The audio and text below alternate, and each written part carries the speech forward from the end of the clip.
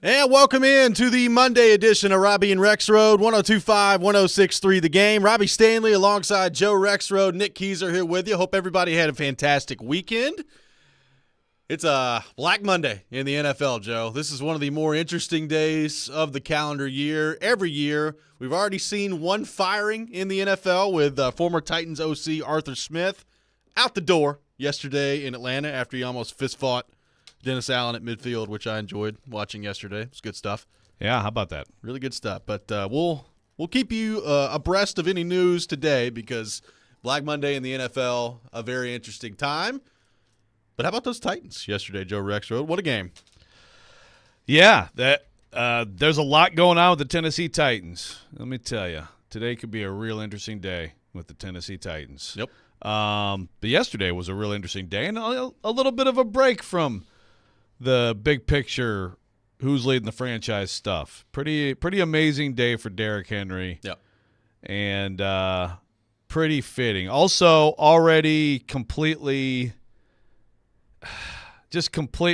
I like taken the wrong way to me, which is, and that's me driving in listening to unscripted, undefeated. Hey, it's unsomething, unsportsmanlike.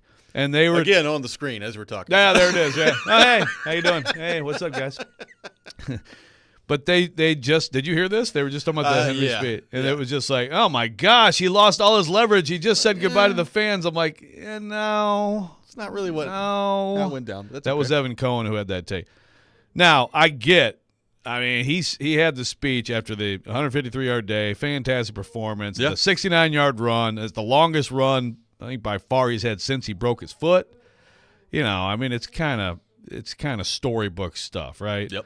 Whether he's done with the Titans or not, it's storybook stuff. But then he does grab the mic, and I agree. Like I guess I can't remember too many of those situations. I think when players are definitely like retiring, I have seen in college. I've seen college basketball players who are seniors on senior day grab a microphone, talk to the crowd. But I guess that is kind of a rarity. But he said, thanks for the best 8 years of my life. And I tweeted that, and it was just pure, like, all I got was all these gifs of people crying, you know, like, it's over. And it's like, I mean, look. It could be. It probably is. Yeah. I mean, more likely than not, it's over. But, like, no one can say it for sure right now. The only way that we would know anything is if the Titans had given him an extension before the season ended. Right. And, you know, I mean, Derrick Henry, he then talked later yesterday. I think he would come back. I mean, who knows? Who knows who's going to offer him what, right?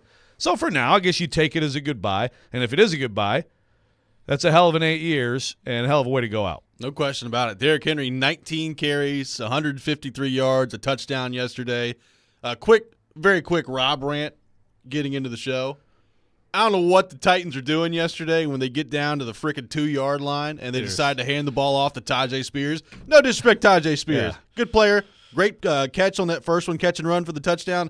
Nice stuff. Give the ball to Derrick Henry when you're on the 2-yard line. What are we doing? Seriously. Gosh. Yeah, so, he'd be tied for 11th right now with Bettis and Franco Harris. He had another TD. So recognize the moment a little bit better, Vrabel and Tim Kelly. But beyond that, which I'm mostly joking about, but not really, 19 carries, 153 yards. That's a heck of a way to go out. Like you said, a 69-yard run, 8.1 yards per carry.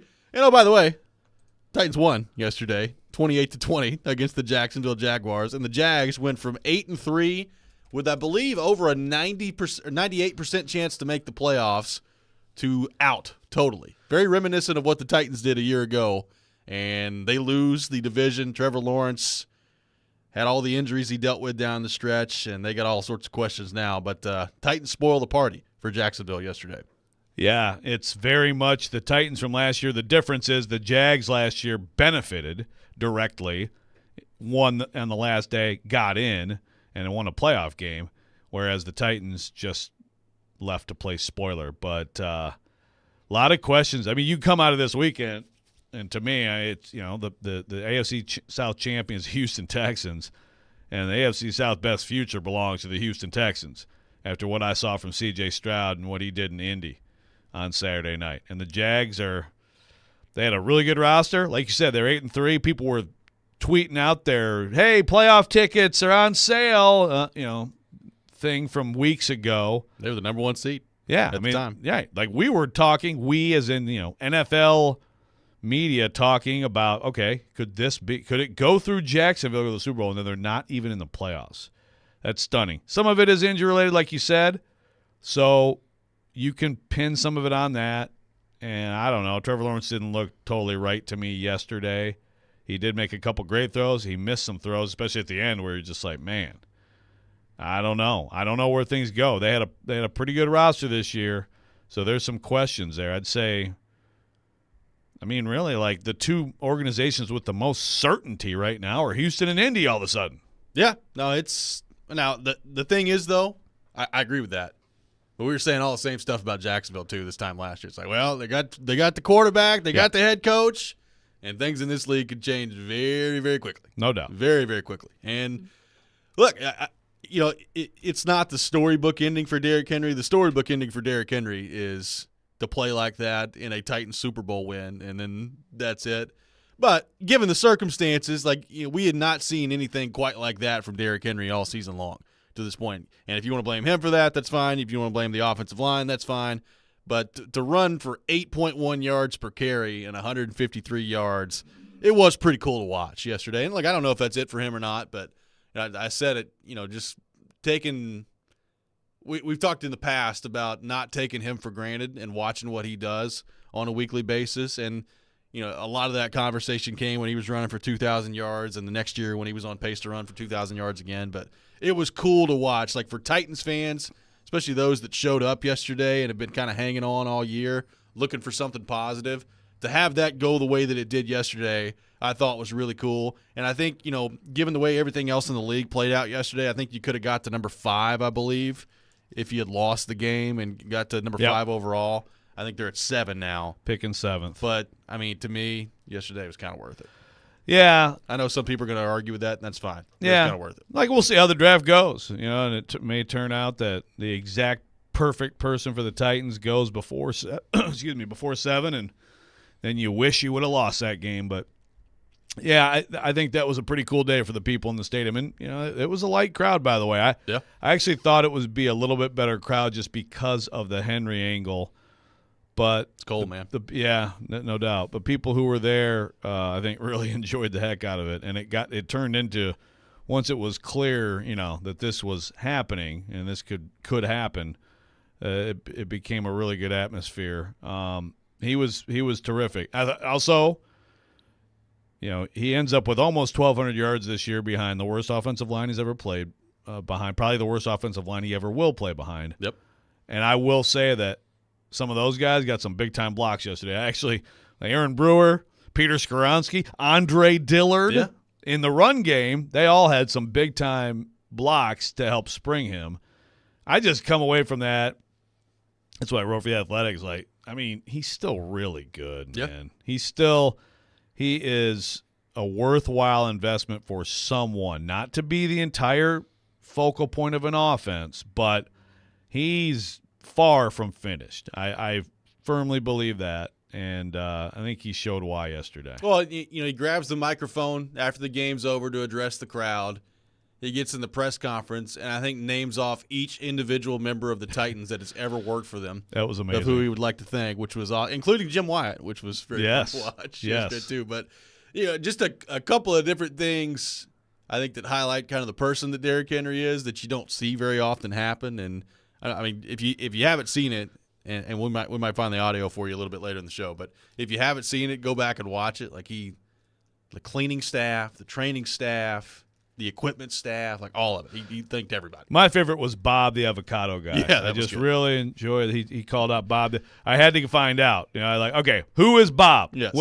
So it's Bob Lopez. He's only been there a few years, and he's also known as a sandwich artist around the building. All but right. Make sure that Derrick gets his avocado in the morning. No, that was cool. For him and again, it's something like that. You're like, okay, so he's gone.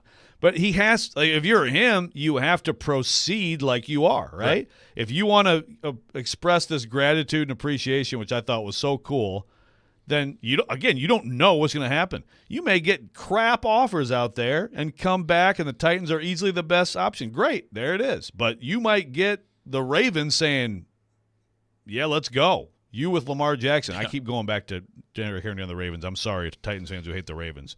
I just think that would be incredible. At the radio right now. Don't stop! No. But it was pretty fantastic. Not just the performance, but also post game. Derrick doesn't love pressers. Many a presser has been kind of like mumble, get me out of here. Yep. He was great yesterday. Ryan Tannehill, by the way, 17 to 26, 168 yards, couple touchdowns. Did have the pick as well, but basically said after the game that's it for him. Not that that's some breaking news, but the Tannehill Henry throwback game yesterday was fun to watch. It was one last time. It was, and DeAndre Hopkins making a couple of catches he made too. Ron says the Titans decide to keep the big three, Henry, Tannehill, and D-Hop. Does the offense stay the same or is it tweaked? Again, Ryan Tannehill is gone. He's not yet. Will Levis is the Titans quarterback. Ryan Tannehill is gone. I mean, he went out yesterday basically like, I will set the place on fire. What's up? Let's have some jokes, which Big Joe doesn't get. But I hope Big Joe rants about Ryan Tannehill later. I've heard it's coming. Yeah, I can't wait. We'll get into that later. As far as, again, the Titans aren't in a position to decide on Henry either, right? Like they can't – I mean, they have to wait and see what he sees, and then I guess – and then also we'll wait and see who's making decisions for the Titans, by the way. But D-Hop, Jimmy Wyatt, like you said, got a nice call out from Derrick Henry. Henry saying, Jimmy, I hope you get to cover Titans, Super Bowl someday. He was asking Hopkins. He was like, well, not knowing what's going to happen, all this stuff. He was asking him like, and I'm like, Jimmy, he's under contract next year. The Titans are not moving on from him, right? I mean, unless you get a heck of an offer. But it feels like he'd be a pretty important piece to have for your quarterback next year. Yeah, I mean, in terms of money with both Henry and Hopkins, I mean, certainly we don't know what they're going to do with the cap space, but Hopkins is going to play next year. Why would you have one good receiver and you have a young quarterback you want to help? My God, you keep that guy. Joe, final piece of scene setting before we dive deeper into Henry's performance yesterday, just in the aftermath of the Jags game. So we've now reached Black Monday. The offseason is here, and the Titans' open locker room has been scheduled for today. I've not seen anything about a Mike Vrabel press conference yet, which, as Koharski was saying last night on Twitter, doesn't necessarily mean anything, but it is interesting. It is of note, I believe. Yes. So we'll keep an eye on that. It is of note. It is of note. We'll see what happens. 615-737-1025, our phone number, 615-737-1025. Titans take down Jacksonville yesterday. They keep the Jags out of the playoffs. Derrick Henry has a vintage Derrick Henry day, and now the offseason is here. What does it mean for the Titans? The future of Mike Vrabel, all those things. We'll take your thoughts on all of it all show long. 615-737-1025, our phone number. More coming up next. Robby and Rexrode, 102.5, 106.3, The Game.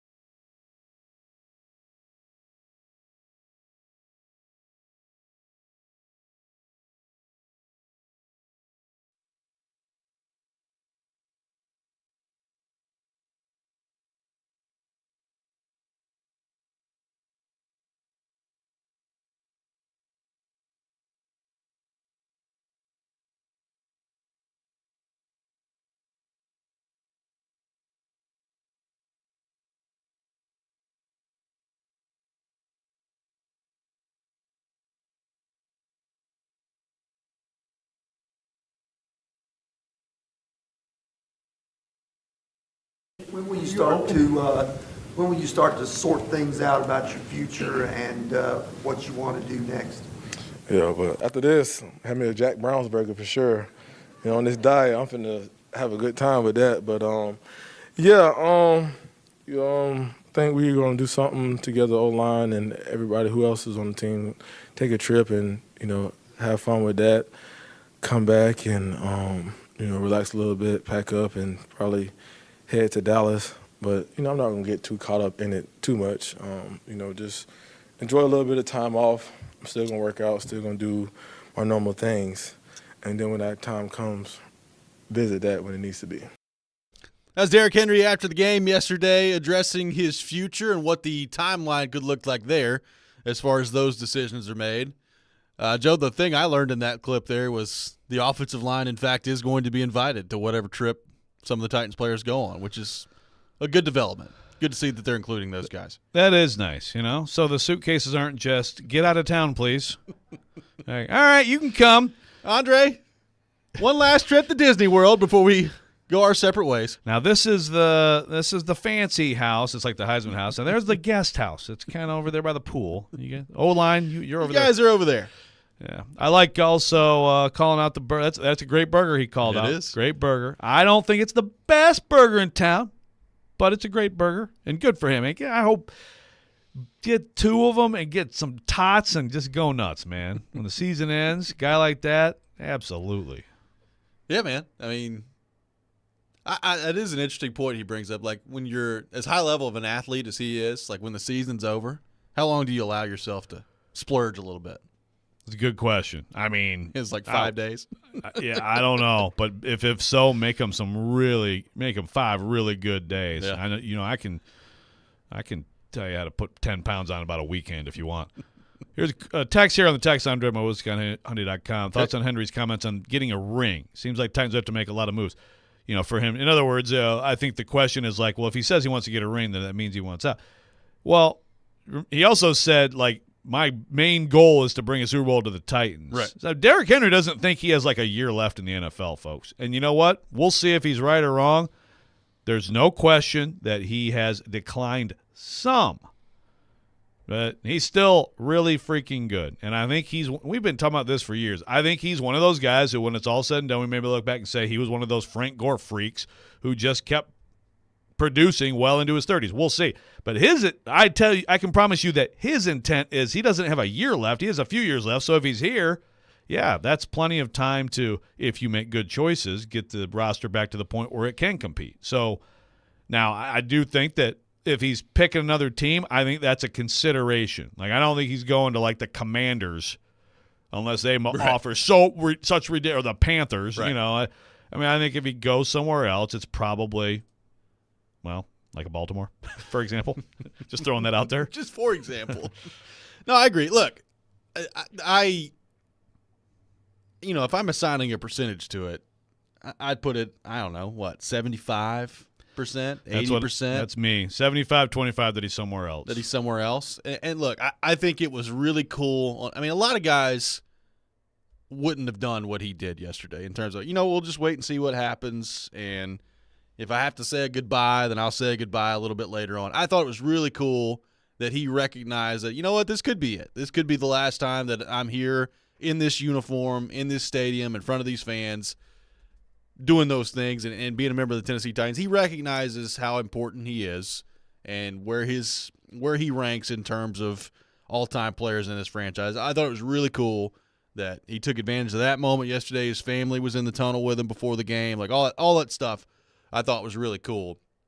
I don't view kind of his market any differently. It's tough sledding for running backs right now, and it's tough sledding for running backs in particular that are 30 years old and that aren't a huge part of a passing game. Like, it's not like he can't catch a pass as he displayed this year, but he's not Christian McCaffrey out there. So what's his market going to be? What does the money look like? And could the Titans, at the end of the day, still be the best option for him? I think that's possible, that the Titans still could be the best option from him financially, from a usage standpoint, all those things. So I think there's a lot of Titans fans today that just think it's a foregone conclusion that Henry's gone. And like I said, that I would put the odds that he is. But I still think there's a chance that he could be coming back. And I thought the post-game press conference, not the grabbing of the microphone and addressing the stadium after the game, but the post-game press conference, I did think there was a door left open to coming back for the Titans for sure. Yeah, I mean, it was seriously like when the press conference ended, we were all kind of like almost dizzied by how good it was. Yeah. But also, I was like, that whole thing, that whole post-game, you can absolutely be convinced he's out of here. And you can absolutely be convinced that he's going to do all he can to come back here if you want, depending on what quote you want to take from the presser, But again, that's just the only people who might know for sure how it's going to go would be the Titans. But of course, the Titans don't know for sure anything. So, but maybe Rand Carthon, like Ray Rand, if that's a thing that'll last much longer. Yeah. Ray Rand. Maybe they've discussed it. It's like, it's just like we're going to go elsewhere next year, and it's just going to be someone else, and we're not going to wait and see. Whatever it is, it's going to be a different kind of back than Derrick Henry to be paired with Tyjae Spears, and that's that. Right. So they may know that it's a no, but Derrick Henry is going to test the market, and to me, I think that would be incredibly stupid of the Titans to be resolved on anything right now. I mean, you just have to wait and see. I think it's a good compliment. I think it's just everything has looked worse in this offense this year than it is skill-wise because of the offensive line. I think it's a really nice compliment. And I do think that Tyjae Spears next year, if they do happen to be paired together again, will get more of the work. Yeah. And I think that's fine. Well, if this is it for him, you're talking over 2,000 carries, 9,502 yards. So he's now less than 500 yards away from hitting that 10,000 mark. 90 touchdowns. I mean, the numbers are outrageous, what Derrick Henry did during his tenure here, especially when you consider that for the first basically 2.5 to 3 years, he wasn't the lead guy. And, we talked last week about kind of his journey to get where he is and to be a legend that he is. But, I mean, really, in the second part of the 2018 year, that's when he started to take off. So you're talking about 1, 2, 3, 4, 5, 6 seasons of him being – really 5.5 seasons of him being the guy for the Titans. It's a heck of a body of work over those 5.5 seasons, including one where he missed half a year. Right, and that's another thing where the game is so different, right?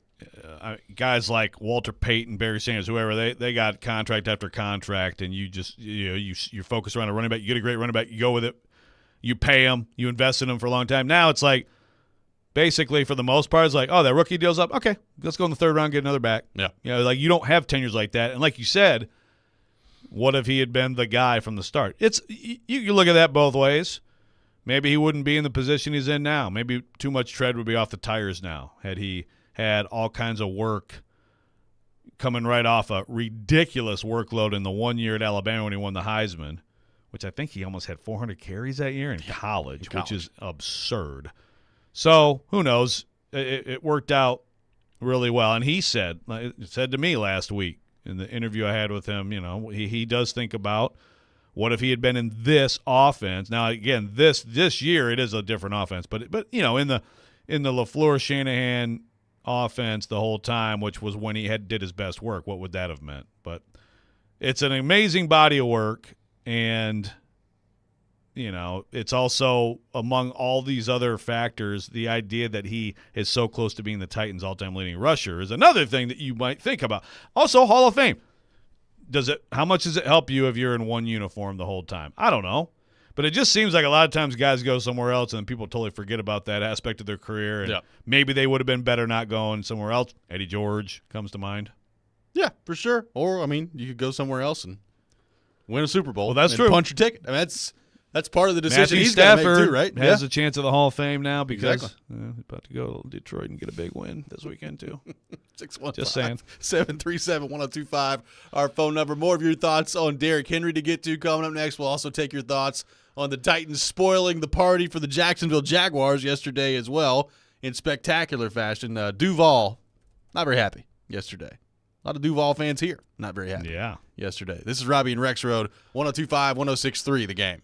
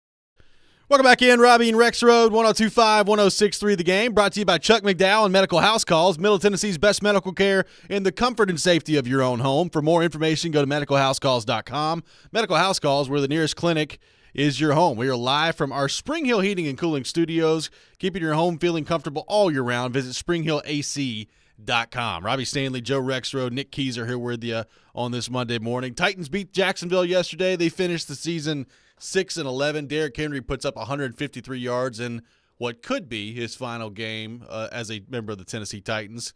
And the Titans spoil the party for Jacksonville. So Houston gets it done on Saturday night. They go into Indy and win in a game where, had Gardner Minshew been able to throw the ball and make a pass that a high school quarterback should make, then Indy is potentially, we'll see what would have happened after that, but potentially winning the division. You're blaming Minshew on that play? I mean, it was a terrible pass, but he should have also caught the ball. I mean, it was, yeah. It was a terrible pass. He threw it 2 yards behind him. It wasn't, 3 yards away. It wasn't a great pass. It was terrible. Dude, but it hit both hands. It's a terrible pass. Right, like it's a pass that if you make a good pass, he can catch it and Nathan go. Peterman at Tennessee could have made that pass. Right. Okay. So if you make a good pass there, he can catch it and go and make a play. So it's a pass that takes him to the ground, which is too bad, but also easily gets a first down. He should have caught it. Both hands. He should have caught it, but it's a terrible pass. I mean, I look at Trevor Lawrence's passes yesterday, where all of a sudden he just puts a couple just absolute air biscuits up. Another like, bad what? But, I guess we all have different definitions of terrible. We do. We do. But Houston gets it done. They win the division, and Jacksonville out of the playoffs. So the Houston Texans, the lone representative of the playoffs for the AFC South, Pittsburgh finds a way to get in there again, Joe. Mike Tomlin just coaching them up. Pittsburgh, absolutely loving the Tennessee Titans, right? Yeah, it is right and it is just that the AFC South only has one team in, first of all. Yes. And frankly, I'm more interested in watching that team than any other AFC South team in the playoffs. So I think that about got it right. I gotta say, God, why did I pick the Dolphins? I would have dominated pick them this week if not for that. But the playoffs are they look pretty awesome to me. It looks like a pretty. I will say I don't like the 7 teams and all that. Yeah. I like the 6 teams. I like 16 games. But this wild card weekend is pretty fantastic. What about Tannehill yesterday? 17-26, 168 yards. I mean, he didn't do anything special yesterday. Hopkins ended up with 7 catches for 46, reached one of his incentives that he was scheduled to get. He got 2, right? Did he get 2? I thought he just got 1. Maybe he got 2. I thought he got the 75 and he got the 10. Okay, there you go. Yep, there you go. Yeah. So 2 incentives. Yeah, he got $500K. Good for him. That's a good day. That is a good day. For DeAndre Hopkins yesterday. Chig with 2 catches for 36 yards. Traylon Burks did not have a catch yesterday. So there's more of that. Kyle Phillips got in there. He had 1 catch, 2 catches for 15 yards. So not a ton going on in the passing game for the Titans yesterday, but it was cool to see Tannehill and Henry kind of run out of that tunnel one last time. And he's going to be gone next year, and we'll see what the opportunity could look like for him, be that as a starter somewhere or as a backup somewhere. But the Ryan Tannehill era officially coming to an end yesterday. And it was interesting to hear him talk after the game, too, just about, basically talked about trying not to get too emotional in the tunnel with him and Derrick Henry running out there together one last time, and kind of went through some things that he said to him running out there. But cool to see those guys. And look, everybody has moved on to Will Levis, and I get it. But you've thrown the question out there that I think is a good question for a long time, which is, when's the next time the Titans are going to see quarterback play to the level of Ryan Tannehill when it was at its height? And you're hoping that Will Levis not only gets there but surpasses that. But obviously, I think the second best quarterback in the history of the Titans franchise since they've moved to Tennessee and have been the Titans. And good to see him back in there yesterday. Yeah, and he did a good job other than the pick, which, of course, snarky me had to say, throwback day on that pick too, huh? I saw that. There's a lot of that going around. Jeez. But I know. But you know what? He is the second best quarterback, and that is the standard of quarterback play. Like if Will Levis gets to the point where he's got a 70% with a 9.6 per attempt, which is what Tannehill had after he took over Mariota in 2019, then we'll all be talking about Will Levis as a top 5 quarterback in the NFL. Yep. I mean, like, oh my God, this guy is on his way to superstardom. So that's the standard. The way Tannehill played in 20, what do you have, 33 TDs and 5 picks? Is that right? Like 7 maybe. But okay. Yeah. And an offense scoring 31 points a game, that's the standard. And, it came with Derrick Henry leading the way, of course, and with A.J. Brown and with a really good offensive line. That's the type of stuff Will Levis needs. Yeah. That's the type of stuff. Bryce Young has an atrocious team, so you can all bury Bryce Young right now. They lost 9-0 yesterday. I'm going to hold off and see if he has any players around him at any point. Hey, DJ Chark almost got in that end zone yesterday for him. Decided to dive and then fumbled it in the end zone. It's good stuff. Would have been a nice touchdown. Well, pass they were for Bryce driving Young. again, and then Bryce Young fumbled when he got sacked too. So, but hold on the ball up here in Carolina. Yeah. But that is, I think people are always going to remember the Bengals game, and Tannehill was not as good with way less around him in the last couple of years. But that is a high standard of play that he established here, and no one should forget that. Yeah, I mean, look, I think as time goes on, people will – I mean, look, like you said, they're always going to remember the Bengals game, and everything with this franchise turned the wrong way after that game. From the A.J. Brown trade to the offensive line to some decisions made by the owner, all kinds of things turned the wrong way after that. So that was kind of the line of demarcation of the Tannehill-Henry run here. But there's a lot of good football in there before that. And there was some good football in there after that, to his credit, but a lot of good football in there before that. And like you said, 19 when he took over the job, certainly 2020 when, he threw for 3,800 yards, 33 touchdowns, 7 interceptions. I think got snubbed from the Pro Bowl that year, and he did too. I remember those comments. Yeah. Hey, look, Tannehill, he's mad. Sometimes, he'll go ahead and say what he thinks, Yeah. like yesterday. Exactly. I mean, I think there was a nice – a 3-year stretch in there where it was really good. I mean, even 2021, when he started to turn the ball over a little bit more, I mean, he threw for 3,800 yards, and they got the 1 seed without Derrick Henry that year. So I just think as time goes on, you're going to look back and say, yeah, I mean, Tannehill was pretty good during his time here. And I don't know what the future looks like for him. Like the quarterback move at this offseason could be interesting when you've got the Russell Wilson thing. And now Art got fired in Atlanta, which I thought was a natural landing spot for Ryan Tannehill, and it doesn't look like that's going to be a landing spot anymore, depending on what the coach could be. There's the Justin Fields situation. So I think there's a lot of things quarterback-wise that have to happen before you get to Tannehill, but I am interested to see where he ends up and in what role he'll be. Yeah. A lot of things have to be sorted out.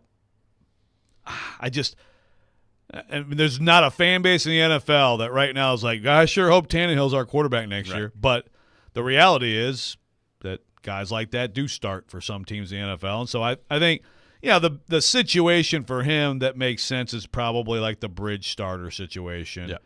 And you hope you have a young guy that you can bring along and then, probably take his job just like it happened with Mariota in Atlanta. Although, my God, is Arthur Smith right now wish that he had just stuck with Mariota? Maybe he'd still have a job if he stuck with Marcus Mariota. Robbie, have you ever considered that? Maybe. But Tannehill will, I absolutely believe, will be one of 32 starting quarterbacks in the NFL when the season starts next year. I feel good. I wouldn't put my house on it, but I feel pretty good in saying that. So I may have to save this a little bit for later, but like, and Josh on the text line, sorry if I was a little mean to you, but like, I was just like, dude, Tannehill's not coming back. Like, he's not. We need to coming. Tannehill come back next year to be the backup is starting to become the new Jim Schwartz was the entire key to the Titans defense. Look, I really do get the thought process behind it. Like, if he's going to go be a backup quarterback somewhere else, why not just do it here? But it's not gonna happen, guys. Yeah. It's not going to happen. Tannehill didn't say this, not in so many words, but he feels I'm confident in saying he feels disrespected by the organization and not supported. I mean, think of the players they could have had they not traded A.J. Brown and had they not drafted Malik Willis right there. There's 2. Yep.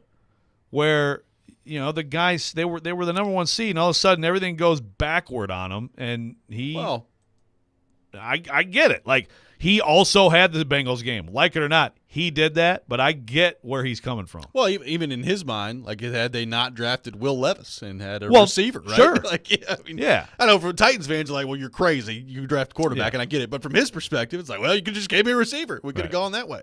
I mean, if you're Ryan Tannehill's perspective and you go, don't trade AJ, don't have Traylon Burks here. Did he play yesterday? I think he was out there, by the way. And also, a second and a third rounder go to players who could help me. Wow, where would we be right now? We're going to keep you up to date all day long on things happening throughout the NFL. Again, it's Black Monday in the NFL. You're going to see some coaching movement today. We already saw some last night. Arthur Smith gets canned from the Atlanta Falcons. Bill Belichick is doing his season-ending press conference right now with the New England Patriots. Whoa. Which is interesting. Says, quote, obviously things need to be fixed. Says he's under contract. This is from Ian Rappaport. Under contract and will do always what he always does to help the team. Quote, as far as any decisions or direction for next year, it's way too early for that. That's what Bill Belichick said at his press conference. So Number one, he does his press conference ungodly early. I mean, it's 7:45 where they are. But so is he basically just trying to get a presser in before he's no longer the Patriots coach? I don't know. Wow. I got a question from Morning Show Michelle, who's driving from New York to New Orleans today. It's quite the drive. So we should get to her question next. We'll do that. You're listening to Robby and Rexrode. We'll take more of your thoughts as well. 615-737-1025, our phone number. 615-737-1025. This is 102.5, 106.3, The Game.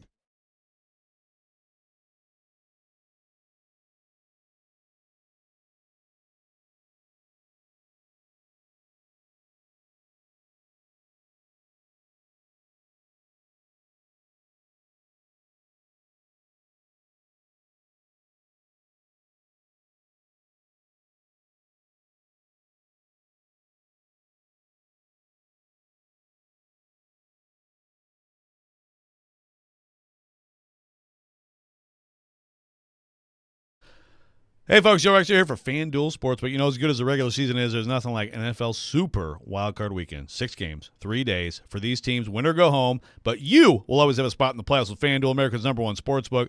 FanDuel has so many ways for you to pick up a W. And if you want a W, you may get sick of hearing me say this week, but I would go with the Rams in Detroit. Matthew Stafford returning with a team that's playing really well. If you want to follow my picks, go to FanDuel right now. New customers get started with $150 in bonus bets guaranteed when you place your first $5 bet. Just visit FanDuel.com/Joe102 to join today. Again, FanDuel.com/Joe102. Make every moment more with FanDuel, an official sportsbook partner of the NFL. You got to be 21 years or older and present in Tennessee. First online money wager only. $10 first deposit required. Bonus issued is non-withdrawable bonus bets that expire 7 days after receipt. Restrictions apply. See terms at sportsbook.fanduel.com. Gambling problem? Call the Tennessee Red Line, 800-889-9789.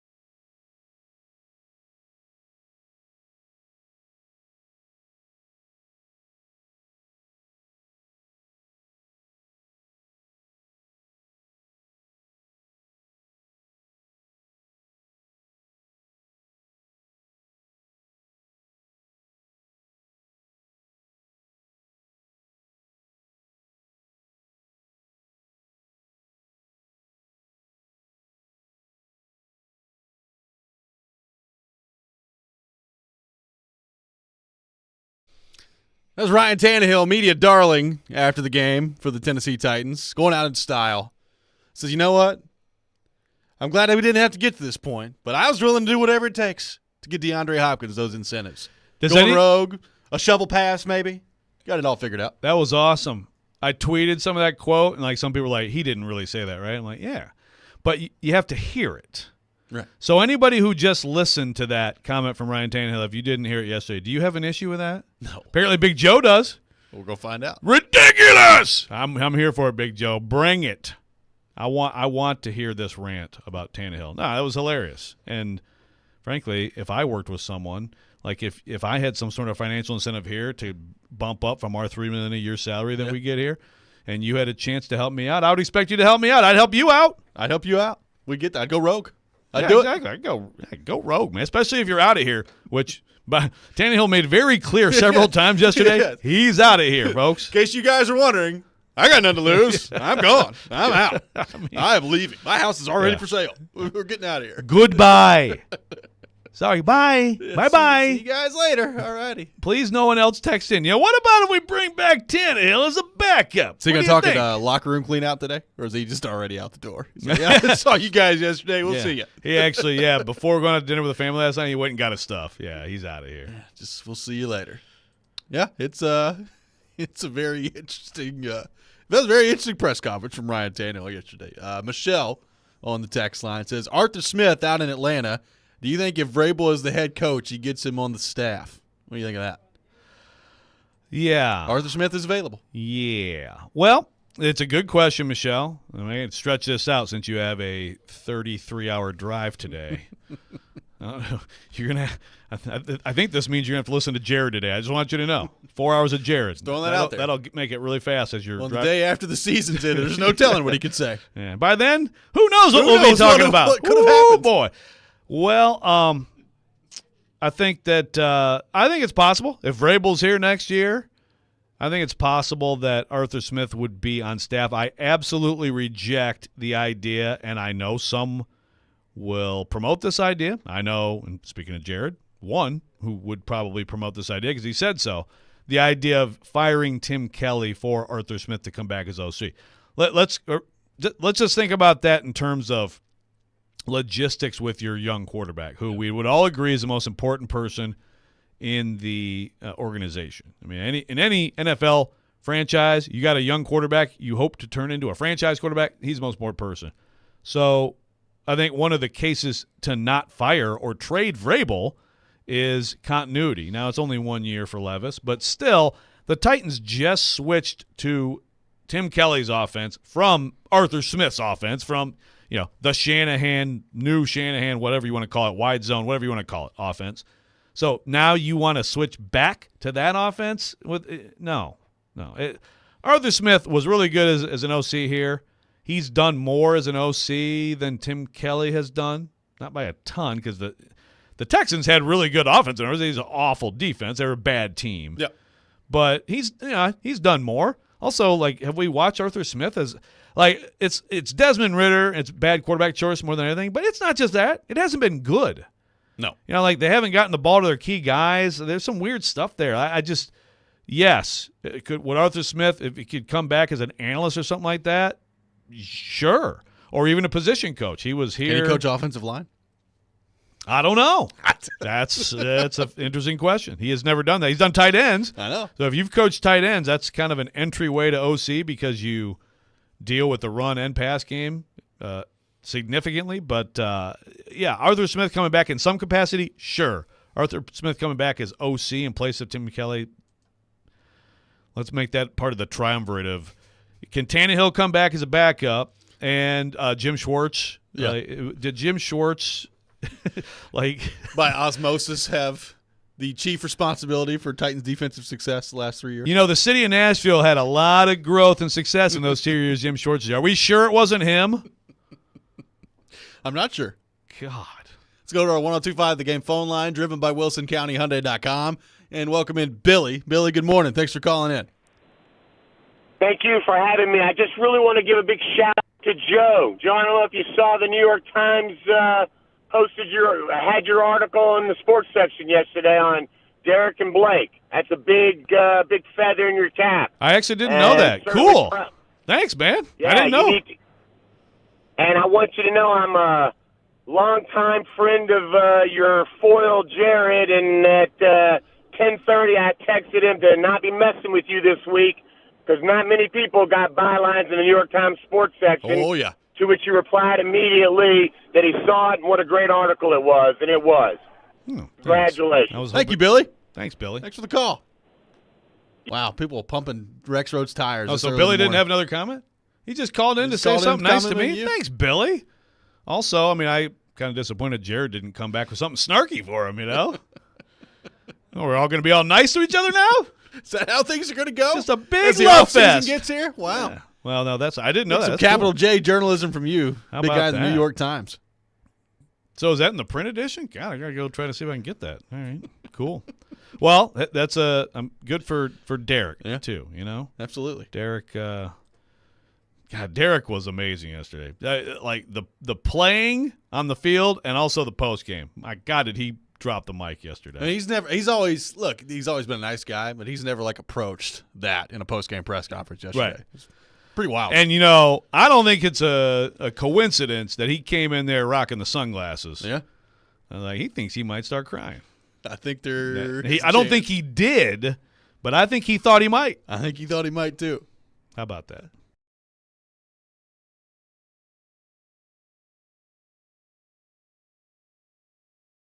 On LSU on the road. Pregame at 7:30, tip-off at 8 o'clock. Coverage also available on the 94.9 The Fan app. So, Joe, we have finally made it to the offseason. Today, the first official day of the Titans offseason. What does it mean for Mike Vrabel? What does it mean for the future of this franchise?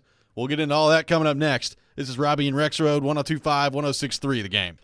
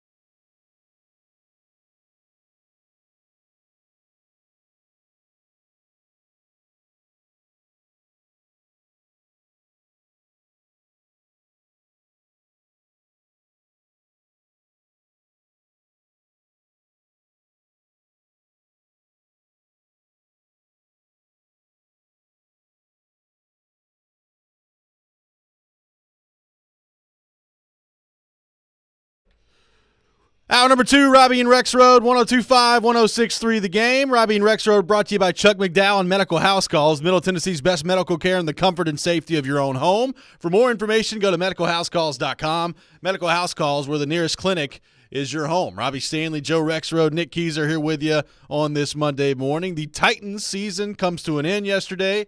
They win against Jacksonville, 28-20. They take down the Jaguars. They keep Jacksonville out of the playoffs. Derrick Henry, 19 carries, 153 yards, and the Titans finish the season 6-11. So, Joe, in a lot of ways, it's been a season that has felt very long for Titans fans. Not a lot has gone right this year. You know, yesterday was fun, and it was fun to see Derrick Henry go out that way, if that's it for him in a Titans uniform. It was the overarching theme of the year, just a complete and total disappointment for this Titans team. And we've talked about the many reasons personnel-wise that was the case, beginning with the offensive line. But now we're here, and we've finally gotten to the end of the regular season, and now we've reached the point of every NFL season, which is one of the most interesting days of the year, where coaches start to get fired, and you look around and you see some changes that could be made. And Bill Belichick's addressing the media right now. We'll see what his future looks like. There's already openings around the league in, L.A. and Carolina, and it's going to be a really interesting offseason. See what Vegas does. Do they keep Antonio Pierce as their head coach? Do they go and move in a different direction there? A lot of coaching openings that are already available, and I suspect a few more coming today. Will the Titans be one of those? Mike Vrabel, 6-11. He's 7-10 last year, 6-11 this year. They've missed out on the playoffs now 2 years in a row. We've had the Mike Vrabel, will he be traded discussion, all those things, but today is an interesting day, and as we've seen, Amy Adams-Strunk has proven before that she can be a wild card. I think most people heading into yesterday and heading into even last night probably expected Vrabel to be back and to continue to be the head coach of the Tennessee Titans. But we'll wait and see what happens today. What do you think all this means for Mike Vrabel now that the dust is starting to settle and that the regular season is officially over, and we know that 6-11 is where the Titans ended up this year? Yeah, man, I don't know. The smoke just won't stop, and so we have new stuff this weekend, which kind of Derrick Henry and the whole thing kind of gives you a little escape. It's like sports escape. Sports is escapism from real life. This is like sports escapism from sports. Yeah. With the Titans and the Vrabel thing, because Tom Pelissero has a report. And basically reiterating sort of the questions. Adam Schefter had something, so they both had something this weekend. And then my coworker Diana Rossini had something yesterday on Twitter about how there is no meeting. There was a talk about some kind of a meeting. Now, I think there's always they all meet, right? I mean, she made that point, they all are gonna meet. Every NFL owner, GM, coach, whoever's in the inner circle, the tree of trust, they're all going to meet this week. Right. But basically her point is it's not like there's some scheduled thing, which could potentially, if there was a scheduled thing, what would that mean? Could that mean, that a decision's been made? But look, it's impossible to ignore this, and of course you always try to figure out where is this coming from, right? Right. So Pelissero, who, by the way, last week had a tweet about Dalvin Cook. It was like, he is primed and ready to go, everybody. It was like he was trying to sell him on a car lot or something. Don't let agents write your tweets for you. Yeah. But he wrote a piece about Vrabel, and in that piece, and I'm trying to find it because, again, as you know, Robbie, I'm very unprepared for our segments, even though I know what we're about to talk about, but I got it right here. Tom Pelissero writes yesterday. Okay, comes out, and here's a line from this story. Okay, it's the second graph of the story. Quote, this is Tom Pelissero, NFL.com. Quote, sources say Vrabel has not approached ownership with any concerns about the structure of the organization or his alignment with general manager Rand Carthon, who was hired from the Niners in January 22. Vrabel has continued to coach the team with the same passion as when he was hired in 2018. But he's also done little to shoot down reports and social media speculation about his displeasure with the trajectory of things in Tennessee. End quote. And yes, I did kind of drama up that sentence. I read that sentence and I'm like, it's got a lot of passion. Yeah, I could continue to. I read things and I'm like, so is that an agent writing that for you too? Right. I don't know. Is Vrabel the one who's out there expressing his displeasure and making sure, or Vrabel's agent, that these things are out there? Or is someone else doing this to try to undermine Vrabel? I mean, you can get into – we could do a whole Inspector Clouseau kind of show about this. But the bottom line is there's smoke from NFL reporters who have good sources, and it's impossible to just ignore that. It's impossible to ignore. So I got a very open mind right now about how today's going to go. Well, we talked about this earlier too, and I don't know that you read a ton into this, but I do think it's noteworthy that, as far as I know, there has not been a Mike Vrabel press conference scheduled for today, and the Titans open locker room is scheduled for today. Now, they don't necessarily have to have the players and the head coach speak on the same day, but I think generally speaking, that's how they operate. Yes. So it is interesting that we've not really heard anything to this point about a Mike Vrabel press conference. I know in the past we've definitely had in the past like the locker room, and then I think Vrabel right after. I believe that's how it's gone. If I'm wrong on that, someone let me know, but I'm pretty sure the one I really remember, of course, was 2 years ago. Yep.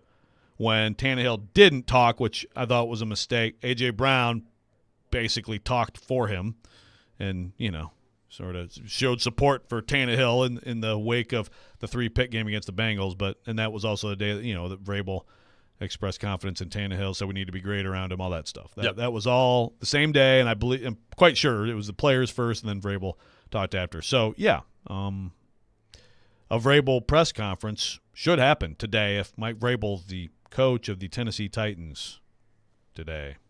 Yeah, and right now there's not one scheduled. So, it's interesting. Like I said, I don't know that you put everything into that, but it is an interesting kind of note heading into things and where they're at today. Ian Rappaport was just on the NFL Network and was, obviously we don't have the volume on, but the headline that they put up there on the ticker was Titans and Vrabel will discuss future this week, is what the report was from Rappaport on the ticker here. So it is interesting around Vrabel right now. Like I thought, kind of heading into this, as the Titans got through the other side of things here, that you get through the season, Vrabel would be coming back next year. Maybe you could see some staff changes on the coaching staff, be that at DC, be that at other positional changes, and be that, whatever.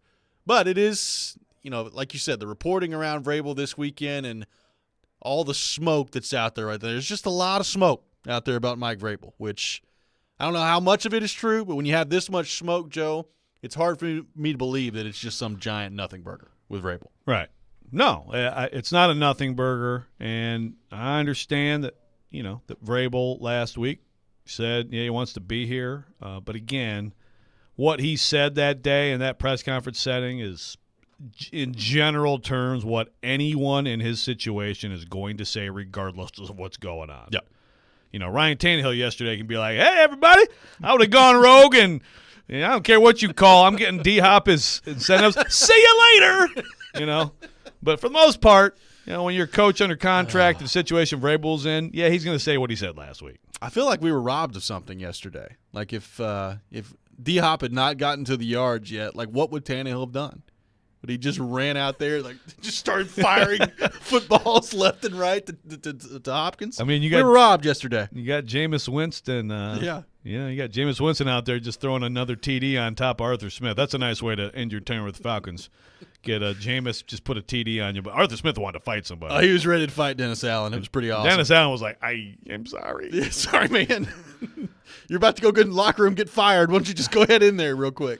I mean, what if, because the Titans lined up in victory formation. That's a perfect – if you need to hit an incentive, just say, hey, D-Hop, just go. And we're going to get you one.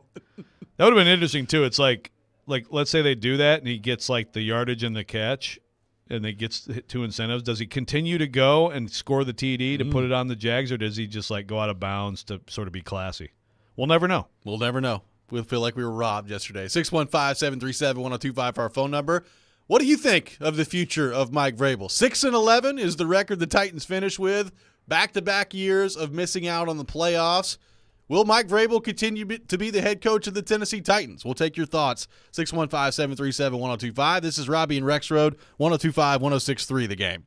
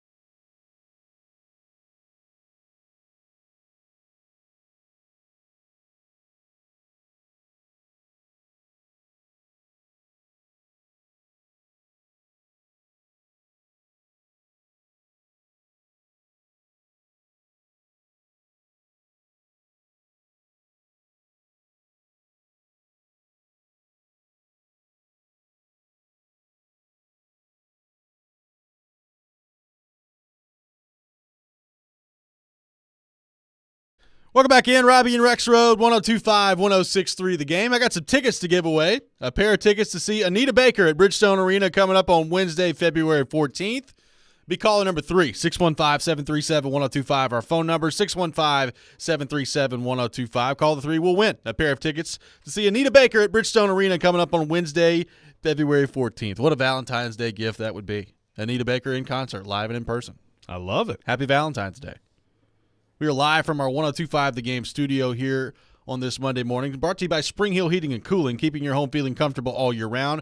Visit springhillac.com. What will Mike Vrabel's job status be today? Will he be fired by the Tennessee Titans? Will he continue to remain Titans head coach after they finish 6-11 on the season? Taking your thoughts on that, 615-737-1025. Got a texter that says, I say one more year with Vrabel.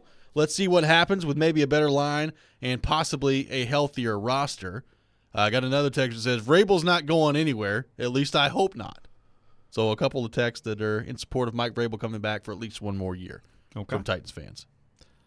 Yep. We'll see. We'll see. We'll see what happens. What do you think if you had to guess the percentage split of Titans fans right now that want Vrabel back versus those who don't, what do you think that realistically looks like? Because we hear from a lot of people who don't, and I just wonder if that is the loud vocal minority or if a lot of Titans fans are fed up and they're ready to move on from Mike Vrabel. I think it's more than half want him to stay as coach. I think that's conservative and I think accurate. I don't know if it's like is it 75-25? I don't know about that.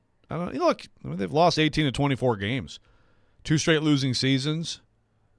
It's understandable that people are going to look at the head coach, right? Yep. I mean, I get it. I mean, you are what your record is. I mean, Vrabel's made that very clear. I mean, his record lately is bad, but I think more people than not look at his entire tenure and see good coaching and also see terrible roster, terrible offensive line, and then you can get into all the the nitty-gritty on whose fault is what and who wanted this guy or that guy and how much input has he had and all this stuff, and that's all fair. And again, the Carthon-Vrabel arrangement that Amy Adams Strunk has tried to put out there, it creates more questions, and I think it creates more opportunity for issues because of how that was sold. But Vrabel as a coach straight up, I think more Titans fans would want him to stay than to go. I think you're right, too. I would be interested to see. Like, I saw, and you could tell me, Joe, you were there. I was not.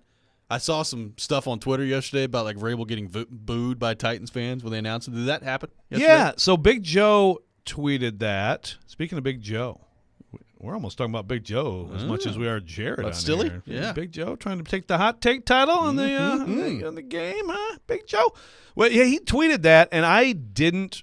I mean, I'm not saying that there wasn't like a stray booer here. I didn't hear it. Now, Big Joe, I think, was in the stands. Yep. I'm in the press box with the window, so he had more access to the sound out there. I will if there were boos for Vrabel, there weren't many. Now, when Andre Dillard got announced, I definitely heard a few boos. That's the thing. It's like, Poor guy. Of course you have to introduce the offense. I mean, it's Derrick Henry's possible last day. It's Ryan Tannehill's last day. You're going to introduce the offense. They've mostly been introduced the defense this year. But the problem is that means you also have to do the offensive line. All right, everybody, we're going to skip the offensive line and go right to Derrick Henry. They should have done Tannehill, Henry, Hopkins, and then and still injured, not playing today, Jeffrey Simmons is coming out of the tunnel. And here's everybody else on the offense. All right. Yeah, it's like one by one those offensive linemen came out. It's like, oh, boy. Now you get your, Aaron Brewer. You're only 200 pounds. Lawan was there yesterday. We could have gone back to old times. Now coming back in the game, it's Taylor Lewan again. He's lost 65 pounds, and he's back in there. He's still their best left tackle. Yeah. So no, I didn't hear much, if anything, but I mean, it wasn't that long ago when they introduced Vrabel. It's like, yeah. So hey, 18 losses in 24 games. I mean, it's not good. Yeah. Some breaking news that Nick Keiser has passed along. The Panthers have fired their general manager in addition to the coach. So okay. Frank Reich's been out. Now they fired the general manager. So a clean staff for the, I guess a clean slate for people in Carolina. Going to work for that guy. That'd be fun. Did David Tepper throw his G&T at him on his way out? Hope not. It could have happened. Andrew on the text line says, I don't want Vrabel back, not because of the record, but more so because the player development has been atrocious. This is from Andrew on the text line. We've heard a lot about the player development part of this the last couple of weeks. Yeah, it's always an interesting conversation, right? Player development, player selection. Right. What's the issue? I mean, I'm more on the side of player selection being poor, but players certainly can develop and get better in the NFL. And obviously, like Traylon Burks is an example of someone who right now just kind of a guy out there running around. By the way, did you notice Kyle Phillips making some plays yesterday? I'm just saying, Kyle Phillips made a couple plays. A couple catches, 15 yards, man. He was open including a big first down. Yeah, no, he was open for another one. Didn't throw him the ball. That was on Tannehill. But player development, yeah. I think it's been more an issue of player selection. I'm trying to think what players, recent choices, young players, are good. I would say Roger McCreary. He's developed good. nicely. I would say Tyjae Spears as a rookie this year is good. Yeah. Like a guy like Skoronski is a huge player development story to move forward with. Burks, is too, but I mean, again, I think Burks is almost gravy if they do what they should do with the roster at receiver in the next, which is not great for a first-round pick, but I just don't know how you can count on him at this point. You can't. Offensive lineman. The funny thing is I actually think Dylan Radins has improved. So, I mean, he's developed from a bad player. Yes. Jumping off of false starts. It's unreal the amount of times he jumps off sides of a false start. If there is crazy. If there's a stat for false start per snap in the NFL, he's got to lead it. It's got to. Yeah. But another one yesterday that I think it was 3rd and 3, where he knocked it back to a 3rd and 8, just out of nowhere. Just false start for no reason. Yeah. It's unbelievable to me. Yes, and yet he has gotten better. But again, so Dylan Radins to me there's a guy who has worked hard and has actually improved, but it was a bad choice. Yeah. Second round pick. He's not a second round pick player, right? Petit Frere looks like not a good choice, a 3rd round pick. We know already about Isaiah Wilson, Caleb Farley, but it's just I think it's more selection than development. I'm not saying it's unfair to talk development. I'm not saying that they couldn't have done more with some of these guys. Kevin from Union City says, I believe he needs to get fired or traded today simply because if they come out of the gate next season 0-3, everybody's going to be calling for him to get fired anyway, and we'll have wasted one more season. I do think, if he's back, he's going to be on the hot seat heading into next year. A real, actual hot seat. The actual hot seat if he's back next season, which people have talked about before. I never thought was really a thing, but now I think certainly is a thing. By the way, some more breaking news. Ron Rivera has been fired as the head coach of the Washington Commanders. There you go. Black Monday getting rolling, man. Poor Arthur Smith got hit on Sneaky Sunday. He did. Jeez. Was it at least Eastern time when he got fired? I don't think it was. I don't think he even made it to Eastern time. Oh, was it possibly past midnight? I don't think so. No. It's a tough one. Yeah, it's a tough one. Someone, by the way, speaking of Arthur Smith and Michelle's question, Michelle, hope you're in Pennsylvania by now. A good point made by a few people on the text line, and I'm sorry your texts have been lost, but I read them. I want you to know you're seen and you're heard. You are on this program. It is a fair point. So next year you want to bring in Arthur Smith as a consultant or something while Tim Kelly's here as OC. And frankly, when Todd Downing was here and you brought in Tim Kelly and everybody knew that you had tried to interview Tim Kelly previously, that's kind of the same situation, right? Yep. That's a fair point. That's not necessarily a great situation for Tim Kelly to have Arthur Smith breathing down his neck, so to speak. No, but I mean, like you said, it also was a role that he was in. I don't know what's going to happen to Arthur Smith. I don't know if somebody could look at him and say, you know what, maybe not a head coach, but we want him as our OC. He could go he might get an OC job right now. I have no idea. Yeah, I do think right now on the staff, where would you put him? Because you just if Vrabel's coming back. Other than the offensive line, which I still think you need to consider. I realize it's a talent thing. I think you might need to consider making a change there again. But other than that, you've switched all your coaches around last year, and you've moved and kind of shuffled the staff. So if Vrabel's back, is he going to do that again? Is he going to create a position for Arthur Smith for him to come in here to be some analyst? People do that all the time. But I just wonder what that would look like, if that would even be conceivable and something that he thinks about. Or is Arthur Smith – do people still view him as a hot commodity for an OC, and could he get an OC job this offseason? I don't know. Yeah, I don't know. That's what failed the Falcons. That's the thing. They got to a point of being okay on D, and that's the failure of the Falcons. So that stuff, it's so fickle in this league. You can be the superstar, hottest commodity out there, and all of a sudden it just cools really quick. By the way, Trevor says, the boo Big Joe here would probably came out of his own mouth. Boo! Guys, guess what I just heard? Vrabel's getting mercilessly booed out here. It's so loud in my ears. It must be thousands of people. My buddy Max Haldeman on the my own personal text line sent me a text, says, Falcons' official tweet of them firing Arthur Smith was 12:02 a.m. Eastern Standard Time. Oh. Technically, he may have made it, although I'm sure he was fired before the tweet. But that would be awesome, though, if the social media director was in there. Oh, he got fired. Just let it fly. But it looks like he almost made it to Black Monday. But who knows? Maybe they actually waited until midnight, and they told him, okay, go ahead. Maybe they made it wait. Just making it a formality, making it official on Monday. 615-737-1025. What does the future look like for Mike Vrabel? Will he continue to be the head coach of the Tennessee Titans? A lot more of your thoughts to get to on that. We'll do that next. This is Robby and Rexrode, 1025, 1063, The Game.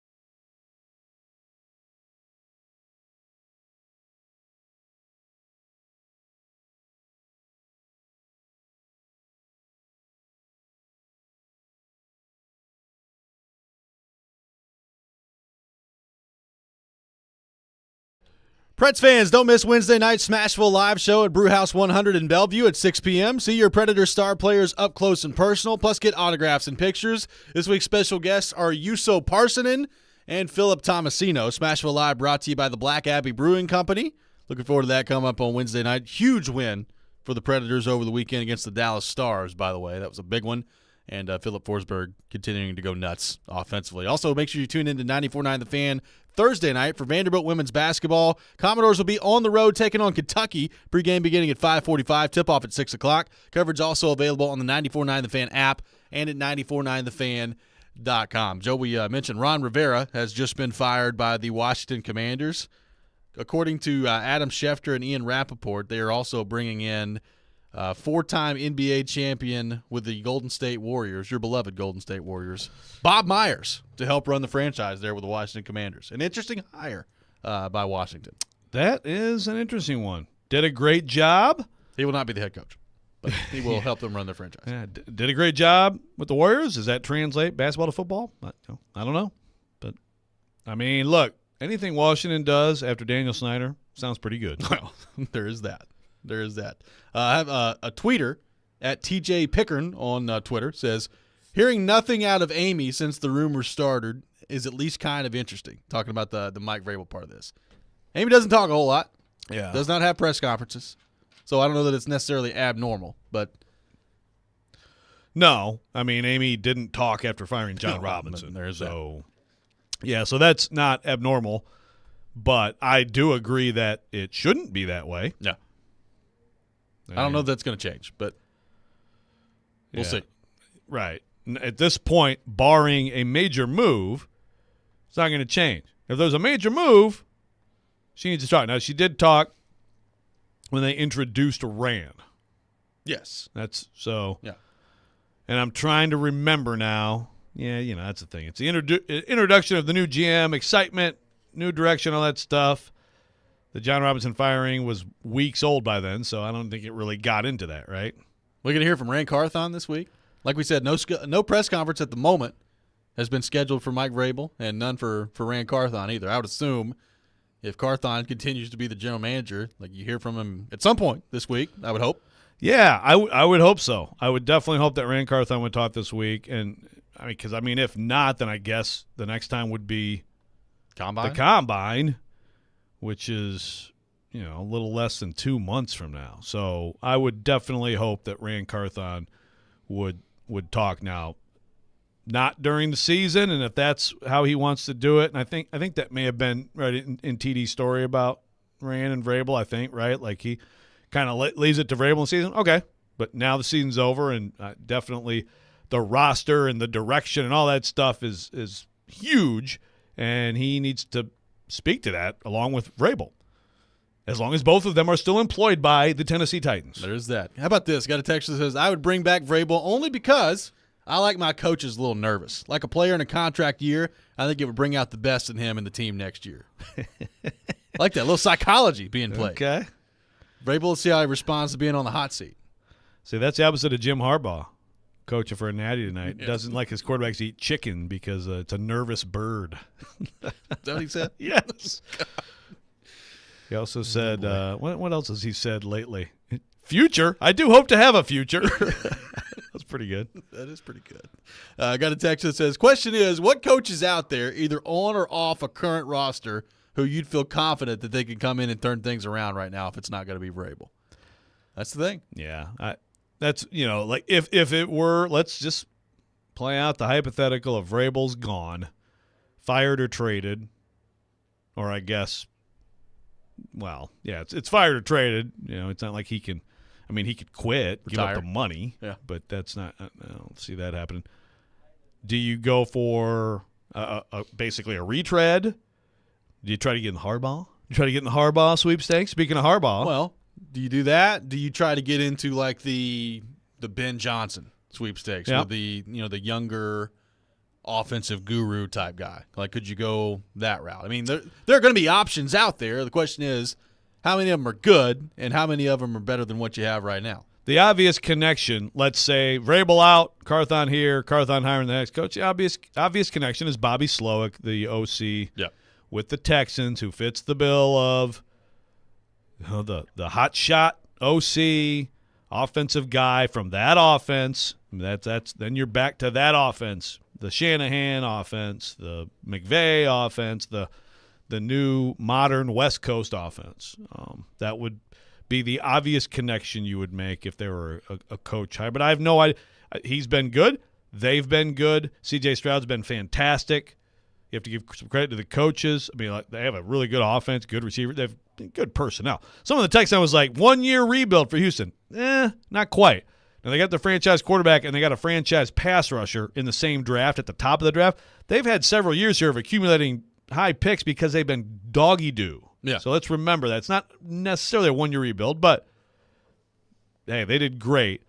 Can Bobby Sloat, is he a head coach? How many of these offensive guru guys have worked out versus not worked out? It does seem like more are working out than not. Yeah, I mean, you've got Kingsbury didn't work out. Kingsbury didn't work out. I mean, LaFleur's worked out as much as he's worked out. Yeah? It's hard for me to say he's not worked out. So you like him?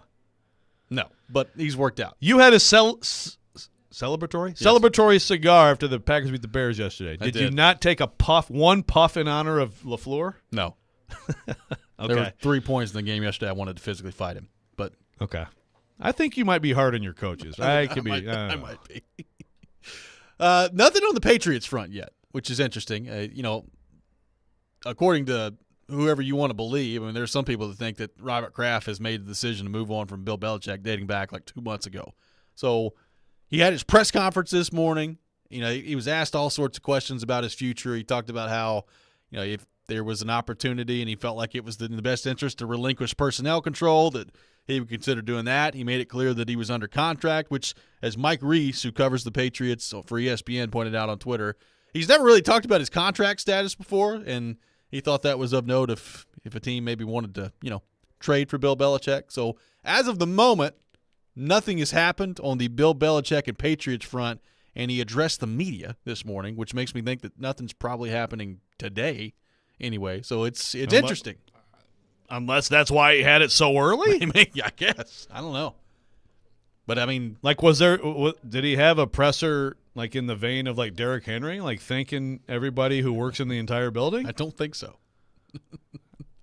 They were even asking him about Mac Jones and whether or not he feels like he could be a franchise quarterback. And I think Belichick's response was, it's less than 24 hours after the Jets game, and my entire focus has been in on that. I've not thought about all that other stuff. Really? You've not thought about Mac Jones one time in the last 6 months here? Yeah. Awesome. He definitely doesn't think about him when it's time to put in any quarterback on the field. Yes.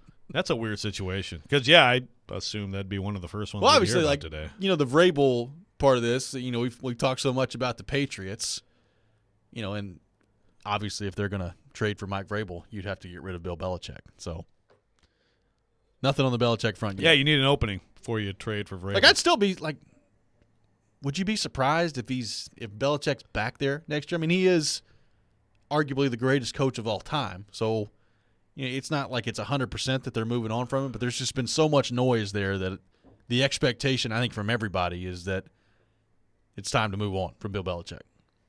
I mean, the noise, I think, traces to ownership. So I think, but I don't know. Maybe not. I just feel like there's a lot of weird. If there was going to be we've heard the mutual parting of ways stuff for weeks now on that stuff.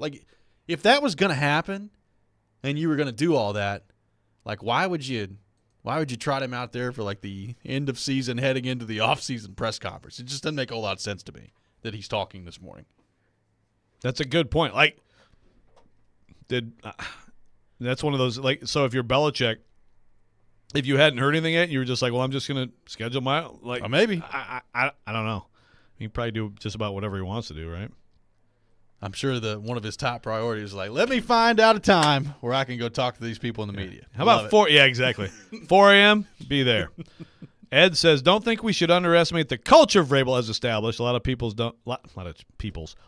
don't have it and claps from within. I will say, as much as I hate culture, I think the way the Titans played, competed all through the year and busted their butt and played really well yesterday and won a game, beat Miami, as bad as they were this year, I think that speaks well of Vrabel. I mean, I guess, but it's like, we've had this conversation. It's not before. a huge surprise. It's their job. Yeah, I agree.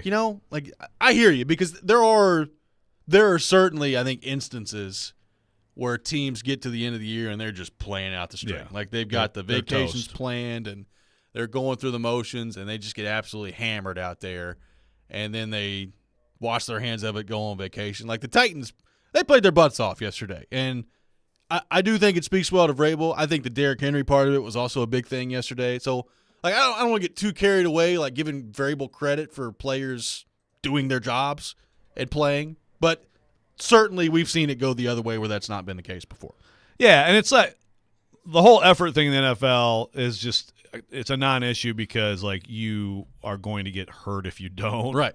So but execution and implementing a game plan, doing all the things that you have to do in a week to win. I mean, they prepared this week clearly to win the game yesterday, so I think that's a positive, and that's not always the case.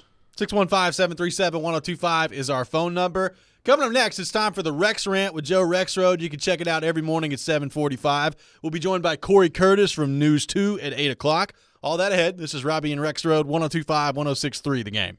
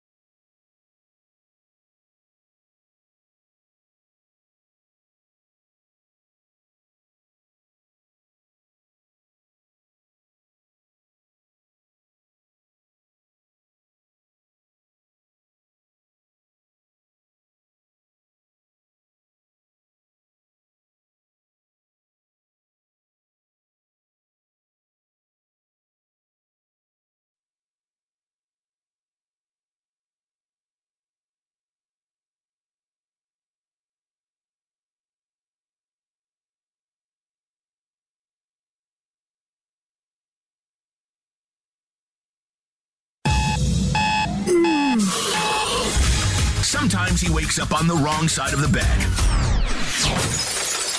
And sometimes he's just, well, Joe. Awkward moment, let's do it. This is the Rex Rant, now on Robby and Rexrode. Oh, this is so frustrating. He's kind of ugly, though. It is that time of the day, time for the Rex Rant with Joe Rexrode. You can check it out every morning at 7:45. Joe Rexrode's Rant of the Day. Joseph, it's Black Monday in the NFL.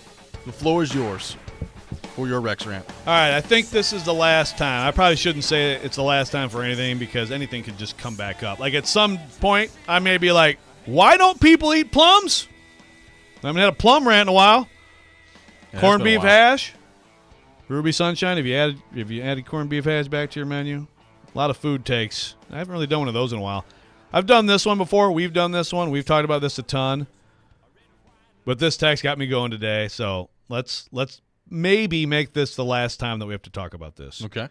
Michigan and Murfreesboro on the text line driven by WilsonCountyHoney.com. Quote, let's talk about how glad I am to see Tannehill gone. Saw too much of the, quote, be grateful posts on socials yesterday. Just because you've had bad QBs in your history doesn't mean an overpaid one who accomplished very little aside from one season that ended predictably poorly makes him a great QB. All caps. Good riddance. Enjoy the Abercrombie contract, you phony, overpriced backup. He did have a nice Abercrombie post yesterday. Yeah, good for him. Okay, yeah, thank you. I didn't know that. Okay, what was the? He was just wearing something. What was the thing he advertised? Celsius? Yeah. The Celsius drink. Okay. On the boat when nobody had heard it from him in months. Yeah. I can't. Forgot about that. Yeah, there's plenty of nitpicking you do on Tannehill. I can't make anybody respect Tannehill. So it's just like you. You hate Mariota. You think he never completed a pass. I mean, it happens. People have exaggerated. It's a nice guy. Takes. Yeah, thank you. Exaggerated takes on this or that. Again, I'll say what we said earlier in the show. When someone plays quarterback for the Tennessee Titans like Ryan Tannehill did in 2019, like Ryan Tannehill did in 2020, that's 2 seasons. And he was still pretty good other than that. But those 2 seasons in particular, as elite quarterback play. It was supported by a lot of other things. It was supported by coaching and offensive line and skill players. And, it takes a team, But he was great. He was elite. And he is the second best quarterback in Titans history. And in 2020 on this program, we absolutely had segments talking about is Ryan Tannehill creeping in on best quarterback the Titans have ever had. And there is no excusing the Cincinnati game, and it changed everything. And the franchise basically has crumbled since then. Yep. But, my God, you should have some gratitude and some appreciation and some respect for Ryan Tannehill. And, frankly, I love how he went out yesterday just saying, bye, can't fire me, I quit. Good for you, Ryan Tannehill. Well, look, I think part of why I appreciate him anyway, and I'm not going to tell fans what they should do, but I think part of why I appreciate him is because the quarterback play around here has been bad. Like, you're right. Like, McNair. Yeah, context is good. Was a really good player. And since then, it's been rough, man. Like, there have been some moments. Like, Vince Young's rookie year was a lot of fun. And, there's a lot of promise there. Kerry Collins came in and gave some good stuff. Matt Hasselbeck played okay for a year in there.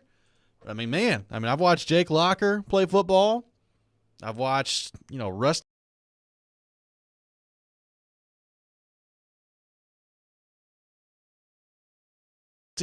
Look, Marcus had his moments, but is overall not good. Like, I think because of what a struggle it has been to find somebody at quarterback. And look, I hope Will Levis is better than all those guys. And I think there's reasons to be excited. Tannehill included. I hope he's better than Tannehill. But I think part of why I do have an appreciation for Tannehill is because I've seen it around here with guys that have been a whole lot worse than he is. And look, he's not – I don't think he was ever, a top quarterback in the league or anything like that. And, we had the discussion back when it was going on of, would you take Tannehill coming off the season he just had, or would you go after Brady? And I said, I'd go Brady.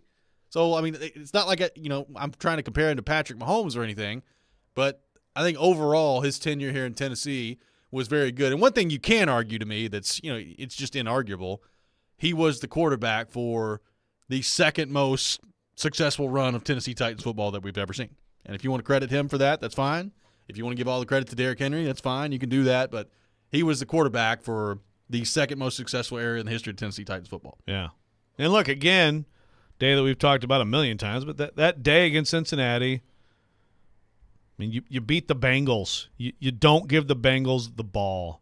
You don't give them 3 extra possessions, and you play at home in the AFC Championship game for the first time in your history, and you have a great chance to be playing in the Super Bowl that year. So it's just it's an unfortunate for him and for the Titans, just a terrible day, and it really did change things. I don't know, other than obviously that team could have won a championship, but beyond that, I don't know how different things are after that if it doesn't go that way. But it did.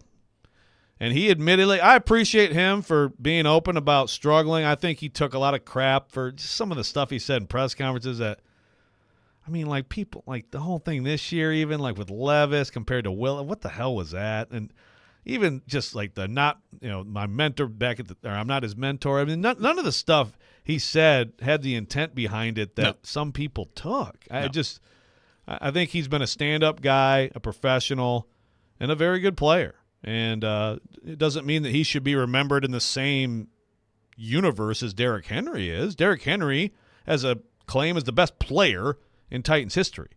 But he should get a few flowers. And I think the people who want to rip him, do whatever you want, but I'm just going to use this microphone to yell at you. Well, think about, going through the moves that the Titans have made. I mean, you can make, just in terms of transactions, right, whether that's free agent signing or making a trade. I mean, getting Ryan Tannehill and the level of quarterback play that he brought for as long as he did for a 4th-round pick, I mean, I would guess, without having every Titans transaction in front of me, that that's on the short list of one of the greatest trades they've ever made, especially given the importance of the position and just the little draft capital that you had to give up in order to do it at the time. Yeah. It's got to be. No doubt. So you're trying to say that John Robinson shouldn't have been fired? I'm not trying to say that. Although I'm interested to see, does he get back in things? He's been out for. Well, someone claimed that there was a Patriots report on him. I did not see it. Was it Schefter? I thought someone said that Schefter mentioned him in connection with the Patriots. I need to go back and double check where that came from. But I did hear something about that. At Union Hilltopper on Twitter says, "Is this the Rex rant or the Robby monologue?" Joe, did I hijack your rant? I'm sorry. Yeah, I'm ranting here, man. I'm not supposed to talk. Jeez. No, the Rex rant is just a launching point for a conversation.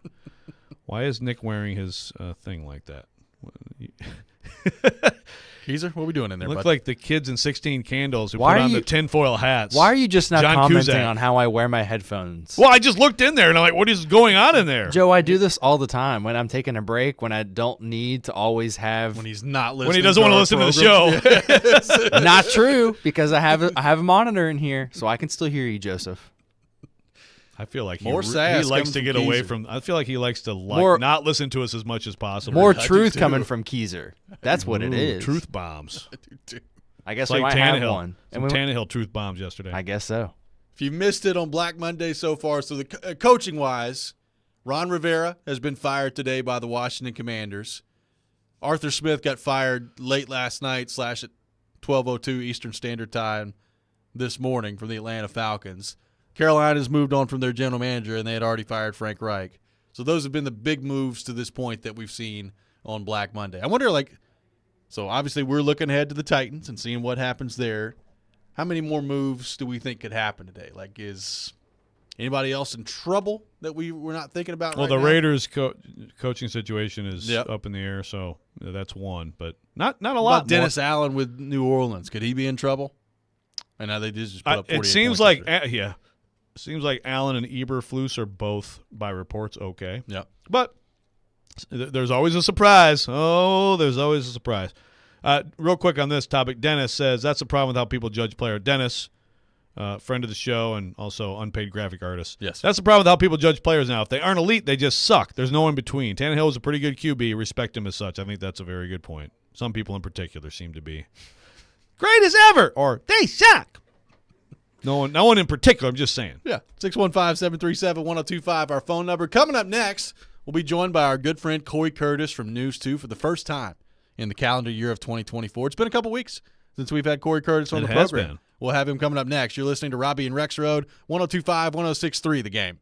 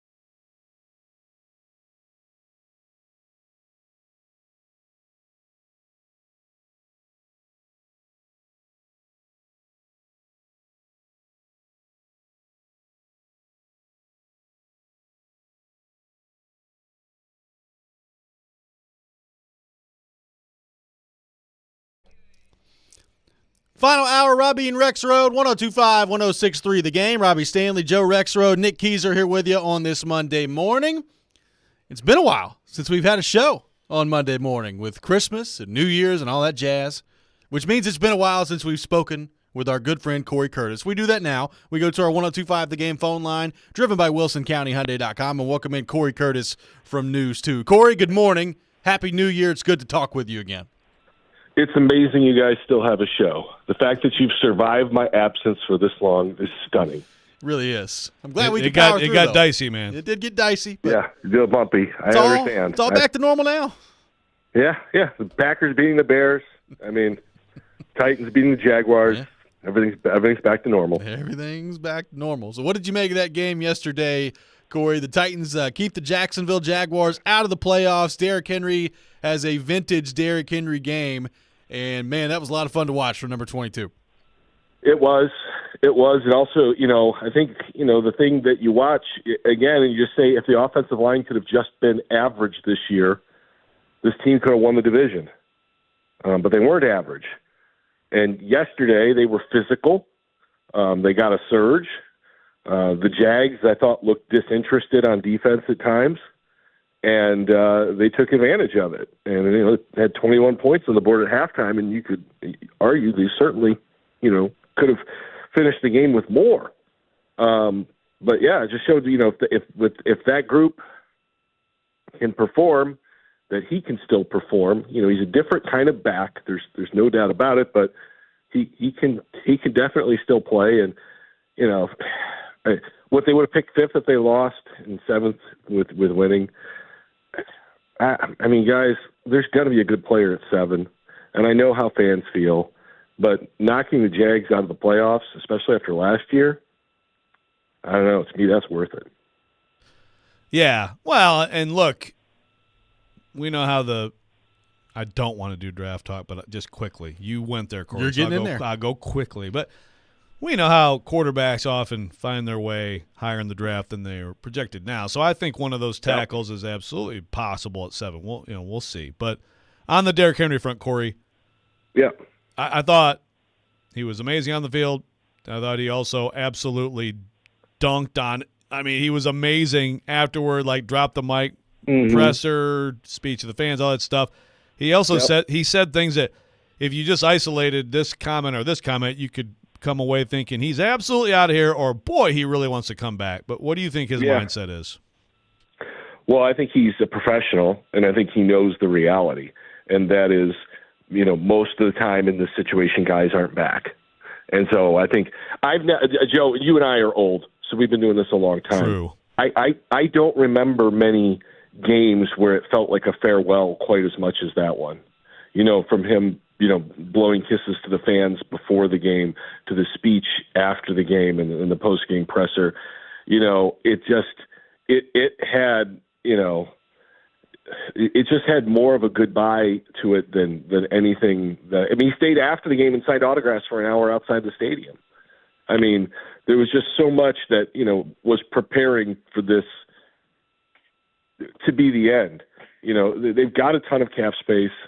I think he can certainly play a role on this team moving forward at a lower number if he'd be willing to take it. It's just a matter of what they want to do. But it certainly had that feel. And you're right. I mean, to sit there and list off everyone in the facility by my first name to say thank you was really impressive. Everything that he did yesterday was really, really good, except for finishing the 69-yard run. So what does this mean for Mike Vrabel? Titans are 6-11. Obviously 2 years in a row they've missed out on the playoffs. There's been a lot of smoke, a lot of noise around the Vrabel part of this. We've talked about this. Not that this is the be-all, end-all, but right now there's not a press conference scheduled today for Vrabel, which is interesting. What do you make of what this all means for Vrabel? Well, I mean, he's 6-18 in his last 24. And, we can all think he's a good coach. That number is unescapable. Inescapable, however you want to say it, whatever the right way would be preferable. I think inescapable. Inescapable, and so, for ownership, that may be, the ultimate, and we have to sit and wait and see on that. And so we'll see, where they go. Nothing will surprise me at this point. Especially, after J-Rob getting fired last year. And like I said, I remember Jared would always grill me about David Poyle. What would I do? And I would do the same thing I would do with every coach or every GM. I want to know what their plan is. What's your plan moving forward to get better? Are we in alignment on what that plan, should be? Are you realistic about what that plan should be? And I can't imagine that he doesn't have a realistic idea of how to get there. But we'll have to wait and see. I'm not going to read too much into there not being a media session today. Maybe I should. I don't know. Can you recall that? Joe, I'm 53. I don't recall much anymore. Again, we keep coming back to how old we are. Yeah, I can remember stuff from 1987 really well, but 2017, hell no, can't do it. Yeah, trying to say what's normal and what isn't anymore to me is tough to do, because when Kevin Byard got traded, I thought the GM should have been there to answer questions about it. Yep. To me, that wasn't normal. Jinx. So, what's normal, what's not normal in this situation? I don't know. I don't know. And so, yeah, I'll go ahead. I don't think it is entirely normal that he's not answering questions, and maybe we should look into that. I probably should look into it harder than I am. And I think as the hours have gone by in the last 24 to 48 hours, I have looked harder at it and thought more realistically that, there could be a change even when I thought nothing was coming. Cory, what about the Tannehill front? I mean, he was letting it fly yesterday in the post-game press conference, which was pretty funny to watch. But just how his tenure as a Titan should be remembered, and what do you think the future looks like for Tannehill? Well, it was a really Tannehill performance yesterday. It was 17 of 26, 170 yards, 2 scores, and a turnover that almost lost the game. I mean, when he threw that pick, we were all just like, oh, gosh, we've been here before. And the guy made a great play. I mean, he did. And so, Cisco, that's fun to say, Cisco. Nice. He made a nice play. But, it's refreshing to hear people speak. And I understand why they don't, but it's refreshing to hear the truth come out, from people. And it was interesting when he was asked about the possibility of coming back, and he was like, well, guys, we all saw what happened. That's just understand. He got replaced, and he let the sting of that out a little bit, and the humanity of that is always interesting to see. Like I certainly think he can play. I certainly think he can start. He would be a 1A backup in this league, but I don't know that anybody's going to want to be moving forward with a quarterback of his age and his ability, as your number one plan. I think he has a really strong plan as a backup or a starter for a rookie drafted, really high until he's ready. I think absolutely. Yeah, like I said earlier, I would bet that he will start for someone to start next season, but it's not like, there's no fan base in the NFL. It's like, oh man, Tannehill, that's the answer, right? Yeah. But I still think he Goff right now looks really good. Goff has fantastic support around him. I don't think there's a huge difference between those two. But some people would say Jared Goff's a way better quarterback than Ryan Tannehill. What's that? How old is Goff? Goff's younger. Goff was the number one pick in 2016, so he's 5 years younger. But yeah, that's considerable. They're both young in quarterback age, though, right? No, they're not. I would call Tannehill young in quarterback age. Yeah, but the Brady has changed what that means, Yeah, well, but Brady's level of play stayed higher longer. That's true. That is true. But Joe's a Tom Brady hater, so he won't admit that. Tom Brady's the Okay. 37th best quarterback He's of all time. goated, man. He's goated. He's almost as good as Dan Fouts. He was fantastic. He was a product of Belichick's genius, Yes, right? yes. Yeah. Belichick has proven with all the other quarterbacks he has succeeded so mightily with that he was entirely the source for Brady's greatness. You're right. By the way, how about Belichick having an early morning breakfast presser before he gets fired or whatever? Way early this morning. That's so typical of him. He usually does like some of the stuff really, really early sometimes. He probably never left the building last night. Probably not. Probably not. Corey, great to have you back on the program here today. Thanks for being with us, and we'll talk to you next week. Going to be an interesting week here.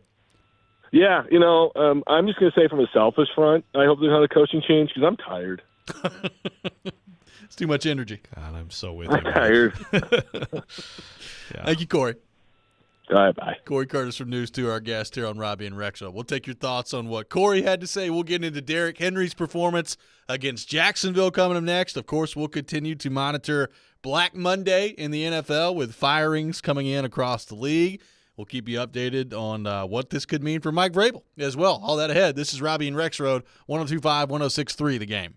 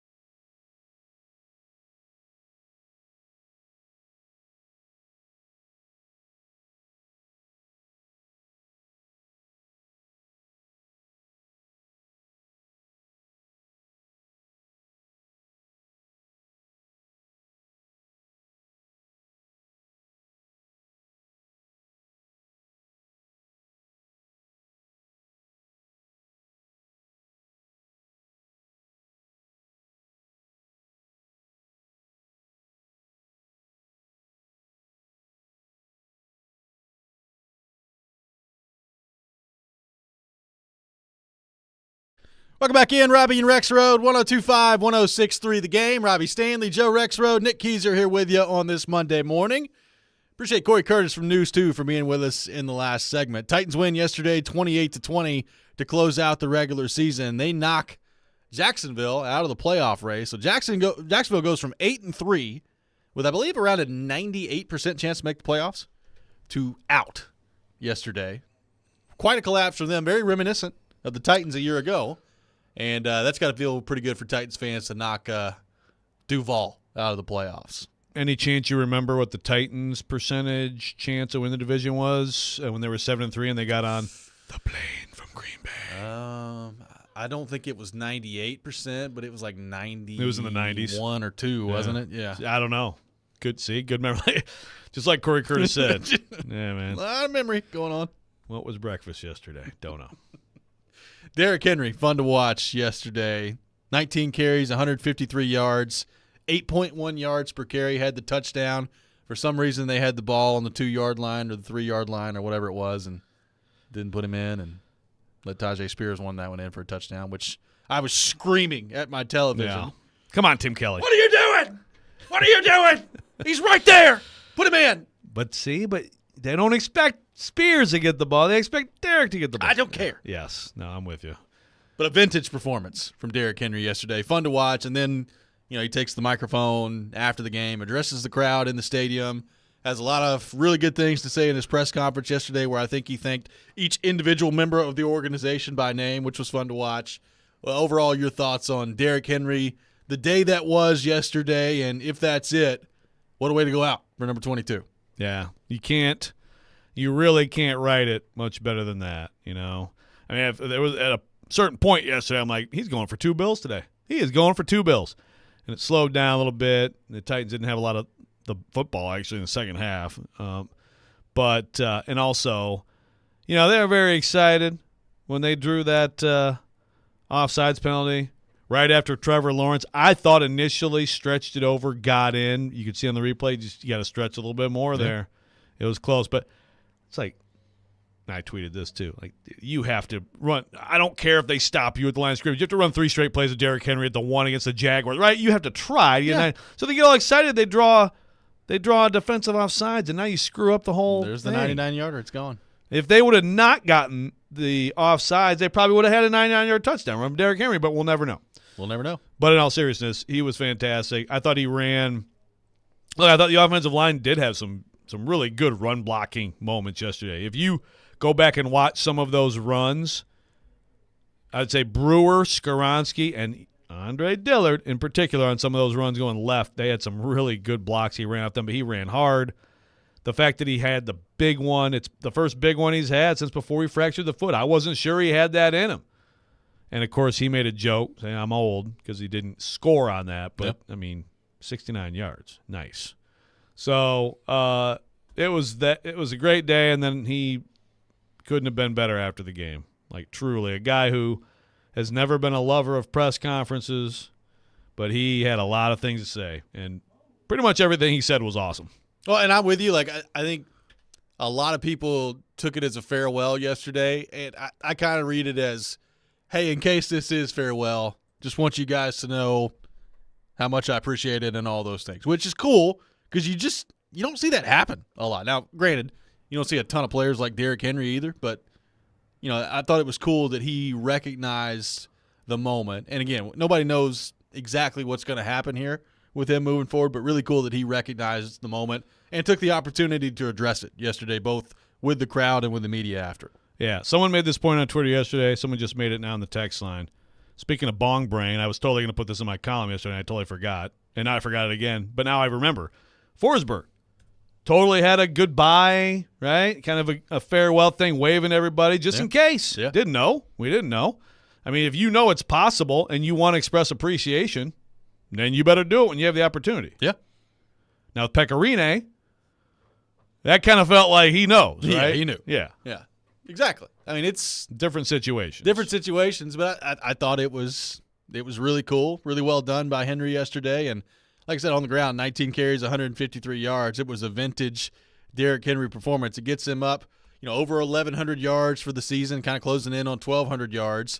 and he finishes now in his career, he's less than 500 yards away from 10,000 for his career. We've talked about that number and what that means in terms of, the Hall of Fame race and all those things. But, that behind that offensive line to put up 1,100 yards again. And the other thing that continues to stand out to him, about him, Joe, is, beyond that one injury, which was just kind of a freak thing with the fracture of the foot in Indy on the turf, the durability of this dude is unreal. Like, as he gets older, the workload wasn't as much this year, which I think was the plan for the Titans. He finishes with 280 carries, which when you think about that and what he was on pace for in 2021 before he got hurt, which is around like 430 carries, it's a significant drop-off, but 17 games again for a position where it's really hard to get through 17 games healthy, and that guy continues to do it even at 30 years old. Pretty remarkable. And I watched him run yesterday, and I'm like, man, I'd really like to see that guy right now in his current state with a good offensive line, with a good passing game, and what that would mean. He's going to help someone next year. I don't know that he's going to have a huge season wherever he is, but he's going to help. He's going to be a factor for someone. And he ends up number 2 in the NFL in rushing. Yeah. How about that? It's pretty wild. I mean, his average per carry went up, I think, 0.3 yesterday. Yeah. He ends up 4.2 per carry, and he ends up with 11.67. Only Christian McCaffrey with 14.59 beats him. So he's first or second. Like, it's pretty wild. Does that mean – so, no, he obviously was not – he wasn't on the list in 21 because he was sub 1,000. But other than that year, he's first or second every year. Yeah. Since 19. How about that? Let's go to our 102.5 The Game phone line, driven by WilsonCountyHyundai.com. And welcome in Mark from Nashville. Mark, good morning. How we doing? Yeah, hey, what's up, Robby? What's up, Joe? What's up, Mark? Hey, Joe, I'm about to start calling you Speaker of the House, man. You long-winded, Joe. I'm sitting here waiting and waiting and Filibuster? waiting. I'm filibustering. Yeah, I know you are, Joe. But, hey, you were talking about Derrick Henry. He had a great game. I hadn't heard it really mentioned. But, Joe, he did break Earl Campbell's record. Earl had 40 100-yard games for the franchise. Derrick Henry had 41. Yeah. That was a great record for him to break. I hadn't been a big Tannehill fan, but Joe, I'm gonna give him credit. He played good yesterday. He played better than expected. I thought he really managed the game really well. D-Hop had a great game yesterday. Of course, he had some incentives out there. I don't know if he collected on all of them. 2 of 3. 2 of 3. Yeah, 2 of 3. Yeah, but he had a great game. The offensive line, Joe, played better than any time I've ever seen them play this year. I don't know if Jobs was on the line. I don't know what made them play strong, but they played good. Even Andre Dillard, you have to give him credit. He gave up some sacks, but he played good. He played physical. He played strong. Like you said, Brewer, Skoronsky, and all those guys, they played one heck of a game, and they knocked Jacksonville out. You remember first of the year I told you Jacksonville was going to win that division. I was wrong. They knocked them out of the playoffs. But overall, man, they played a good game yesterday, and I don't know if Henry will be back. Like you said, he'll be a good back for another team, a contending type team, maybe a chance to get to a Super Bowl. Maybe he can get to those 10,000 yards and get in the Hall of Fame. I think he is Hall of Fame worthy, and had he not got hurt with that foot injury that year, he would have been Hall of Fame regardless, and maybe got 2,000 yards. Before I go, Robby, let's go with the Packers this Sunday, Robby, against Dallas. Ooh, you got your quarterback. Robby. Love looks good. You got to admit it. Yeah, you got your quarterback. So let's roll with the Pack this weekend, Robby. Right. To upset, the Dallas Cowboys and let Dak and them go home and have a controversial offseason like they always do. I like it. Go, Pack, go. Thank you, Mark. Appreciate it. Hey, y'all have a good one, man. You too, buddy. Too, man. You know what? If the Packers get another great quarterback, it's such BS. Like, I don't have any big issue with the Packers now that freaking, thief Brett Favre and weirdo conspiracy dude Aaron Rodgers are gone. But, like, if Jordan Love ends up a great quarterback, that is such BS. I mean, first year as a starter, get him to the playoffs with the youngest roster in league history that's made the playoffs. 4,100 yards, 32 touchdowns, 11 picks, 72 yards per attempt. He's pretty good. Good God. What does Ryan from Chicago think? Is he sad? Did you talk some trash to him? Sure did. Is he driving with Michelle right now? I don't know. The 93 hours from New York to New Orleans? He's got to sit there and stew on that loss. 615-737-1025, our phone number. More of your thoughts on Derrick Henry coming up next. Plus, what does the future hold for Mike Vrabel as head coach of the Tennessee Titans? Some interesting rumblings on that front. We'll get to that next. This is Robby and Rexrode, 102.5, 106.3 The Game.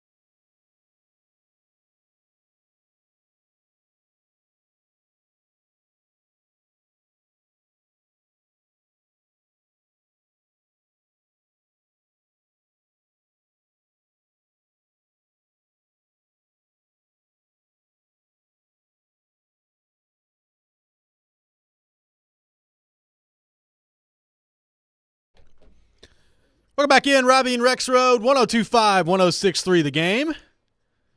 I got your chance to qualify to win a massive Preds prize pack that includes 2 tickets to the January 9th game, which is tomorrow, at Bridgestone Arena against the Anaheim Ducks, Lexus Lounge access, 2 Preds packs, and a $50 credit to BetMGM. Be caller 3, 615-737-1025, our phone number. Caller 3 will qualify to win that Preds prize pack, which will be selected tomorrow. So 615-737-1025 for your chance to qualify to win the Preds prize pack. Welcome back in, Robby and Rexrode, 102.5, 106.3 The Game. Brought to you by Medical House Calls and Chuck McDowell, Middle Tennessee's best medical care in the comfort and safety of your own home. For more information, go to medicalhousecalls.com. Medical House Calls, we're the nearest clinic is your home. Taking your thoughts on the Titans. So, Joe, we've talked about it all morning long, and still, as of 8:30 right now, at least not that I've seen. You let me know if you've heard differently. No press conference currently scheduled for Mike Vrabel today, which is interesting. Noteworthy would probably be the term I would use. It is noteworthy that there is currently no press conference scheduled with Mike Vrabel. Now, they could schedule one here in 10 minutes, and then I guess it's not noteworthy. But right now, it's noteworthy. The players in the open locker room, I believe, at 10:15 this morning. But as of now, nothing with Vrabel. Maybe his plan is to just show up in the locker room and talk and make sure no one's getting a haircut while they talk to us end of season. Kind of make sure to show that he has control of this locker room. I think we saw proof that he had lost the locker room yesterday with the way that they played post-haircut. Yeah, right, yeah. Speaking of that, just totally different topic, which I just responded to, but Tyler was like, of course the players give maximum effort because the sport is violent is a terrible argument. Then he gives this really long explanation about like surgeons and pilots have drank alcohol before they do the job, and it's like, sorry for your trouble, or congratulations, I'm not reading all that. But my point to Tyler, as I said to him, like, they didn't quit. Everybody talked about quitting. They didn't quit. The Titans, they executed. They obviously prepared for the game. So it's not just, they played hard. But I do believe that in the NFL, there's a certain level of intensity and physicality and effort that you have to. If not get hurt, you'll be embarrassed, right? Like it's inherent in the sport.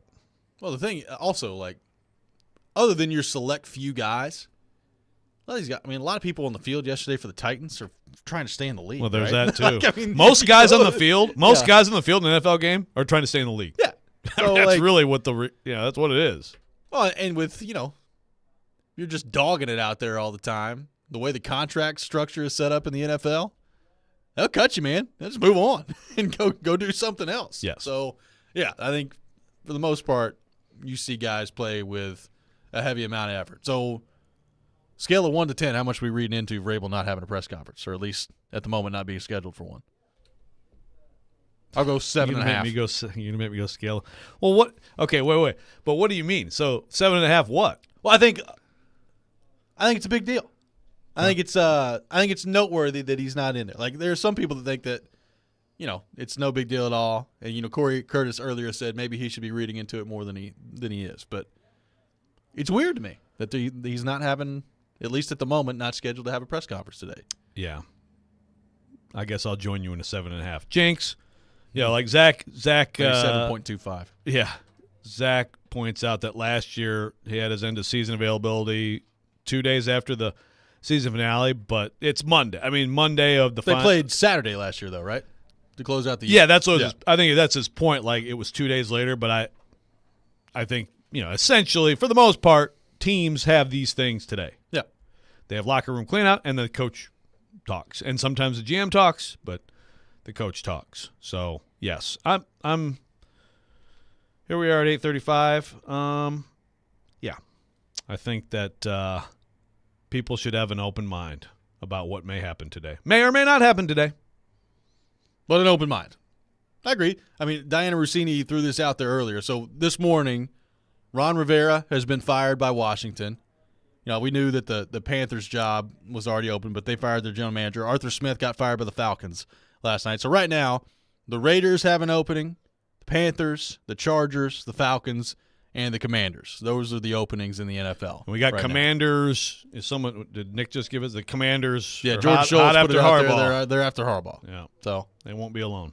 They will not be alone. And that game's tonight, in which you and I think, both believe could be the last time we see Jim Harbaugh coaching for Michigan tonight, regardless of which way it goes. Yeah, I mean, I think there's a pretty good chance of that.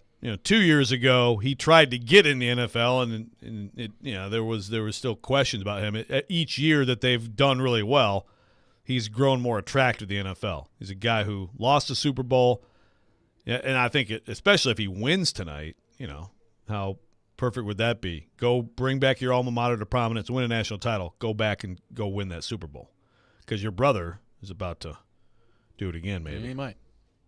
Harbaugh just hopes he has a future. He's right there with all of us. Yes, that's right. Stuff, Jim. Thank you, Jim. Appreciate it. I mean, I guess technically, maybe the Titans love them some Jim Harbaugh, and they want to throw themselves in the Jim Harbaugh mix here Maybe. I'd be surprised by that, but I do agree. I agree with you that he's going to have. I think multiple teams will pursue him if he is available and wants to be back in the NFL. Yes. And look, if Vrabel is not the coach of the Tennessee Titans, someone did ask why don't they just trade for Belichick, do a straight-up trade, Belichick for Vrabel. Hey, Belichick's got the house here, so he can come right back home. But it'd be tough news for us. Press conferences at 6:25 in the morning. Well, I guess we just air it live. Yeah, I wouldn't have to go to him. Be all right. But hey, look, if Vrabel is not on to Jacksonville, yeah, if Vrabel is not here, then why wouldn't Harbaugh be on the wish list? Why wouldn't you? I mean, the whole thing is who's coming in. You want continuity with your young quarterback, but if you're going to make a change first year, okay. So then I think you're prioritizing a head coach who is, you hope, a quarterback whisperer. Now, the quarterback whisperer angle on Harbaugh faded some at Michigan because he had a lot of failed quarterbacks when he was close to being fired. But J.J. McCarthy has developed into a pro quarterback under him. Obviously, Andrew Luck, he coached him at Stanford. Colin Kaepernick played by far his best football, got him a Super Bowl under Harbaugh. So that's part of the appeal. Certainly. And then there's like the other route. We got the Titans hiring Harbaugh today. Yeah. Jim Harbaugh. What a program. What a program.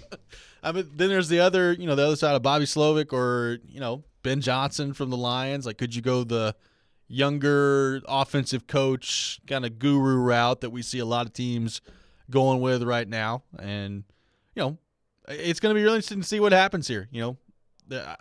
Looking around the rest of the league right now, there's always some surprises usually on Black Monday of a coach getting fired that you're like, wow, didn't see that one coming. Could that be the Titans? I mean, you went through the reporting earlier over the weekend of the Pelissero stuff and just the smoke that continues to be there about Vrabel and his future with the Titans. And there's so many different people around the league talking about it right now that it's hard for me to believe that it's just nothing. Like, he gets up there last week and says, of course he wants to be here as long as they can win and all that stuff. And I'm with you. Like, what else is he going to say in that situation? And I'm really interested to see how this plays out because there's a whole lot of chatter about Mike Vrabel league-wide right now. If you're a fan, but especially if you're a media person and you don't know what the deal is, I hope we can go back to last week, Vrabel at that press conference, and understand that, like, it didn't really mean anything. Yeah.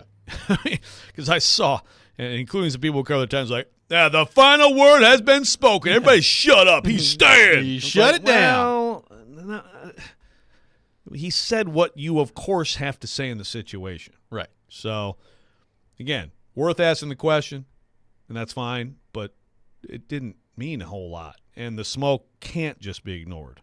It cannot be ignored. You always ask, who is out there doing it and why? Who is creating this noise and why?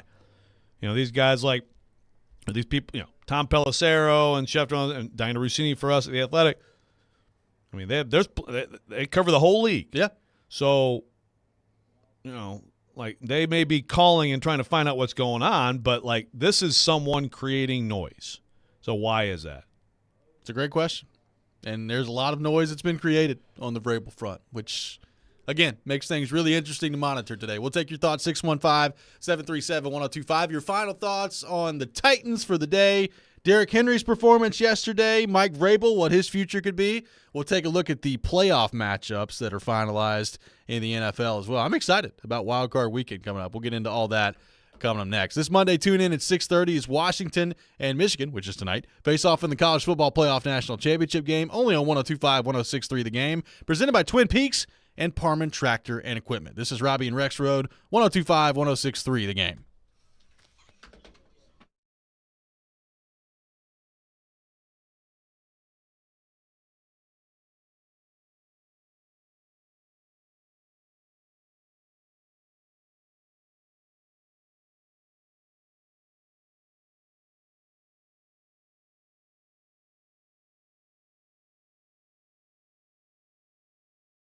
Hey, Robbie Stanley here, and as good as the regular season is, there's nothing like NFL Super Wildcard Weekend. 6 games, 3 days. For these teams, it's win or go home, but you'll always have a spot in the playoffs with FanDuel, America's #1 sportsbook. FanDuel has so many ways for you to pick up a W. The Packers and the Cowboys coming up this weekend. I'm excited about that.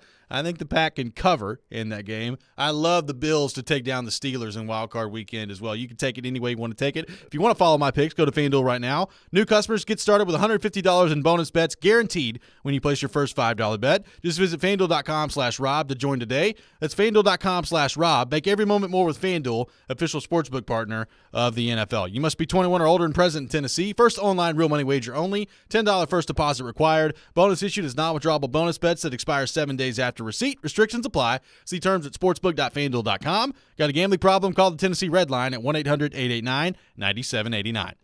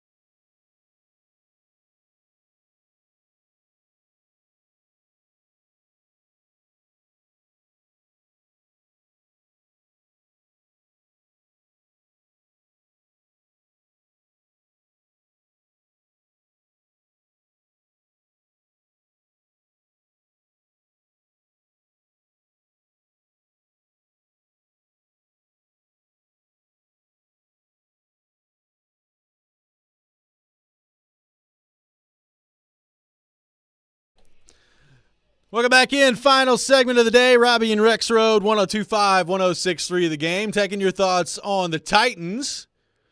Let's go to our 102.5 The Game phone line, driven by WilsonCountyHyundai.com, and welcome in Adam in Portland. Adam, good morning. Thanks for calling in. Hey, bud. Hey, man, I'm not going to fall for this. This is a trick. When they go out and they look good in Week 18, and it doesn't matter if you look good in Week 18, that's a trap. You do not need to think of how you felt before that game. And before I felt before that game was changes need to come. If we get something for Vrabel, cool. If not, cut him. Like, we need a statement today. And I love that you're like, hey, expect anything, expect the unexpected. Like, I'm hoping that they make a big change, man. And I'm not – it's the same thing with Derrick Henry. I love him. I thought it was a great thing yesterday at the stadium, 150 yards. Like, he went out, that's a swan song. He went out the way he was supposed to, but he has not been the same running back either. And it may be because our team as a collective sucks. And I agree with that too, but I don't think you could keep him. Like, I think we both part. We need to part, man. We need to part with Vrabel, part with Henry, have big changes. I want our ownership to come out and be an owner today, man. Like, do y'all understand? Like, do y'all feel that? Like, I want our ownership to step up. I want her to actually be present in the moment. I want to hear Rand Carthon today. Like, I want leadership to be leaders today. Thanks for the call, Adam. Appreciate you want it. a lot, Adam. Jeez. Pick one. No, I understand what he's saying. Yep. And I don't expect anybody to have their – like if you were out on Vrabel and you want him gone, I don't expect yesterday to, like, change your mind. I would disagree that he should be fired, and I would say his entire tenure should be considered. But, no, I don't expect yesterday like it's some huge turnaround. They beat Jacksonville. Yeah. Okay. Yeah, and in all seriousness, Adam, I'm with you on Carthon. I'm with you on Strunk. Yep. I won't be shocked if Rand Carthon talks this week. I'll be surprised if Amy Adams Strunk talks this week. We'll be too. Let's go back to our 102.5 The Game phone line and welcome in David. David, good morning. Thanks for calling in. Good morning. How are you? We're good. Good. Good. Okay, here's my thoughts. Okay. Vrabel, 2 years ago, maybe 3, was the coach of the year. Okay? If you want to get rid of him, get rid of him. If you want to keep him, you want to keep him. But the one thing you have to think, there's not too many coaches of the year out there looking for a job with this team. I mean, if you're going to cut him, you've got to replace him. Who are you going to replace him with? You got another coach of the year somewhere that's willing to come out of retirement or drop their team and come over? I don't think Andy Reid's looking to jump ship, So, I mean, you have to look at it on both sides of it. You could get rid of him, but who are you going to get to replace him that's any better? Yep, thanks for the call, David. Appreciate it. Well, I mean, I hear that, and I hear what he's saying. Now, also, Vrabel at one time had never been a coach before either, and then it was pretty obvious that he was a good coach. So it's not like you can't go find another coach and a good coach. And look, I mean, Ron Rivera's out there. He's been a good coach for a long time. You talk about coach of the year, like Patriots may move on for Belichick. You can go find coach of the year out there. But I hear what David is saying. Well, let's go through the league real quick, just off the cuff. First-time head coaches, Zach Taylor, Kevin Stefanski. I mean, actually, Tomlin and Harbaugh are both first-time head coaches, too. It's just that they were hired a long time ago. D'Amico Ryans looks pretty good. Shane Steichen looks pretty good. Who am I forgetting? LaFleur. Obviously, McVay and Shanahan are first-time head coaches who had not been head coaches. Your boy Matt LaFleur, you better give him some love. My goddamn Campbell out there. I just called him damn Campbell. Dan Campbell. Dan Campbell. Which is what Lions fans should have been screaming when he kept going for 2 over and over again. But the point being, I mean, Nick Sirianni until recently looked pretty good. The point being, I mean, a lot of successful head coaches in the NFL, like they get their chance and then they're successful. Exactly. I'd kind of rather, if I were a team looking to hire a coach, hire someone who's an up-and-coming coach. Now, look, if you have a proven coach in his prime, great. I mean, if you got a Super Bowl winning coach in his prime, okay, do that. Like if somebody had a chance to hire Andy Reid, hire Andy Reid. Sure. But a lot of the success in this league right now is being engineered by first-time head coaches. Well, I mean, look, D'Amico Ryans had never been a head coach, and he did a heck of a job his first year in Houston, right? Like, somebody that gets hired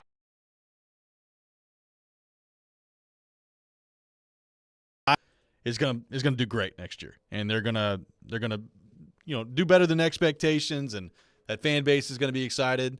So I mean, part of it is like as an organization, and this is part of being a general manager, part of being an owner. Like you got to find ways to help you identify good coaches. Like you got to go identify and interview and make the right decisions on your hires and your coaches and your general managers. So I mean, a lot of that's on the ownership, on the general manager, all that stuff too. If you decide to go this way, and Vrabel's out at the end of the day, then the onus is now on you to go find a coach that is better and go do it. You go do your job and adequately replace that guy.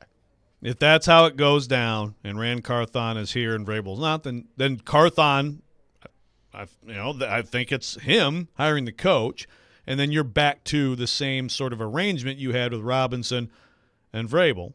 But at least then we'll all know what the arrangement is. Best text of the day. Why not bring Arthur Smith back as an enforcer who opposing coaches need their asses kicked? This is a very good point. I mean, he's kind of imposing. We have not put him into the mix of, if we had a coach octagon with like Vrabel and Dan Campbell and Tomlin, Arthur Smith, he's a little kind of like me, so I want to be clear, a little doughy. But he's kind of, he's a little bit scary, man. He certainly gets mad. That's for sure. Yes, he does. And get rid of that stash, then be a little bit less imposing that way. I think he's tougher without it. You think so? Yeah. Okay. Yeah, I don't know why, but a little scarier without it. Joe, very quickly, what do you make of the playoff matchups in the NFL? I'm excited for Wild Card Weekend coming up. Oh, it's going to be awesome. Yeah, although I'm disappointed in the Dolphins, I am kind of glad we don't get the Dolphins-Bills right away. Agreed. Again in Miami. So I like that. Look, I mean, Lions-Rams is fascinating. 2 quarterbacks who got given up on by the other team. I mean, that's, how do you beat that? Also, your Packers. I mean, your Packers and Cowboys, to me, those I think are the best 2 games, those 2 NFC games. And I hope that Dolphins-Chiefs lives up to, shootout that we could have. And also, C.J. Stroud at home against that Browns defense is, of course, that gets the AFC South automatically gets the 3:30 Saturday game. Oh, yeah. But I'm excited for that one. Joe Flacco leading the Browns in there. It's going to be fun to see what that game looks like. C.J. Stroud was big time good. the other night. That's that last drive, I think he went, 7-7 for like 80 yards and a touchdown. Kid looks great. Say what you will about Vrabel, and who knows what we'll be talking about tomorrow. Who knows? But they like C.J. Stroud a lot. They did. That's pretty good player evaluation. They did. Rumor has it they really liked him some C.J. Stroud, and then all of a sudden the Texans did too. Good stuff. How about that? That's going to do it for us today here on Robby and Rexrode. Could be an interesting day here, Joe. Keep your eyes peeled out there. Yeah, head on a swivel today, folks. Head on a swivel Boy. on Black Monday. We'll see what happens on that front. And whatever happens, we'll have you covered all day long here on 102.5 and 106.3 The Game. Coming up next, Chase and Big Joe will join us. Joe, very much looking forward to Big Joe's rant on Ryan Tannehill. Yeah, he better take it to Tannehill. We'll see. How dare you, Tannehill? We're back 6 a.m. tomorrow. You're listening to 102.5, 106.3 The Game.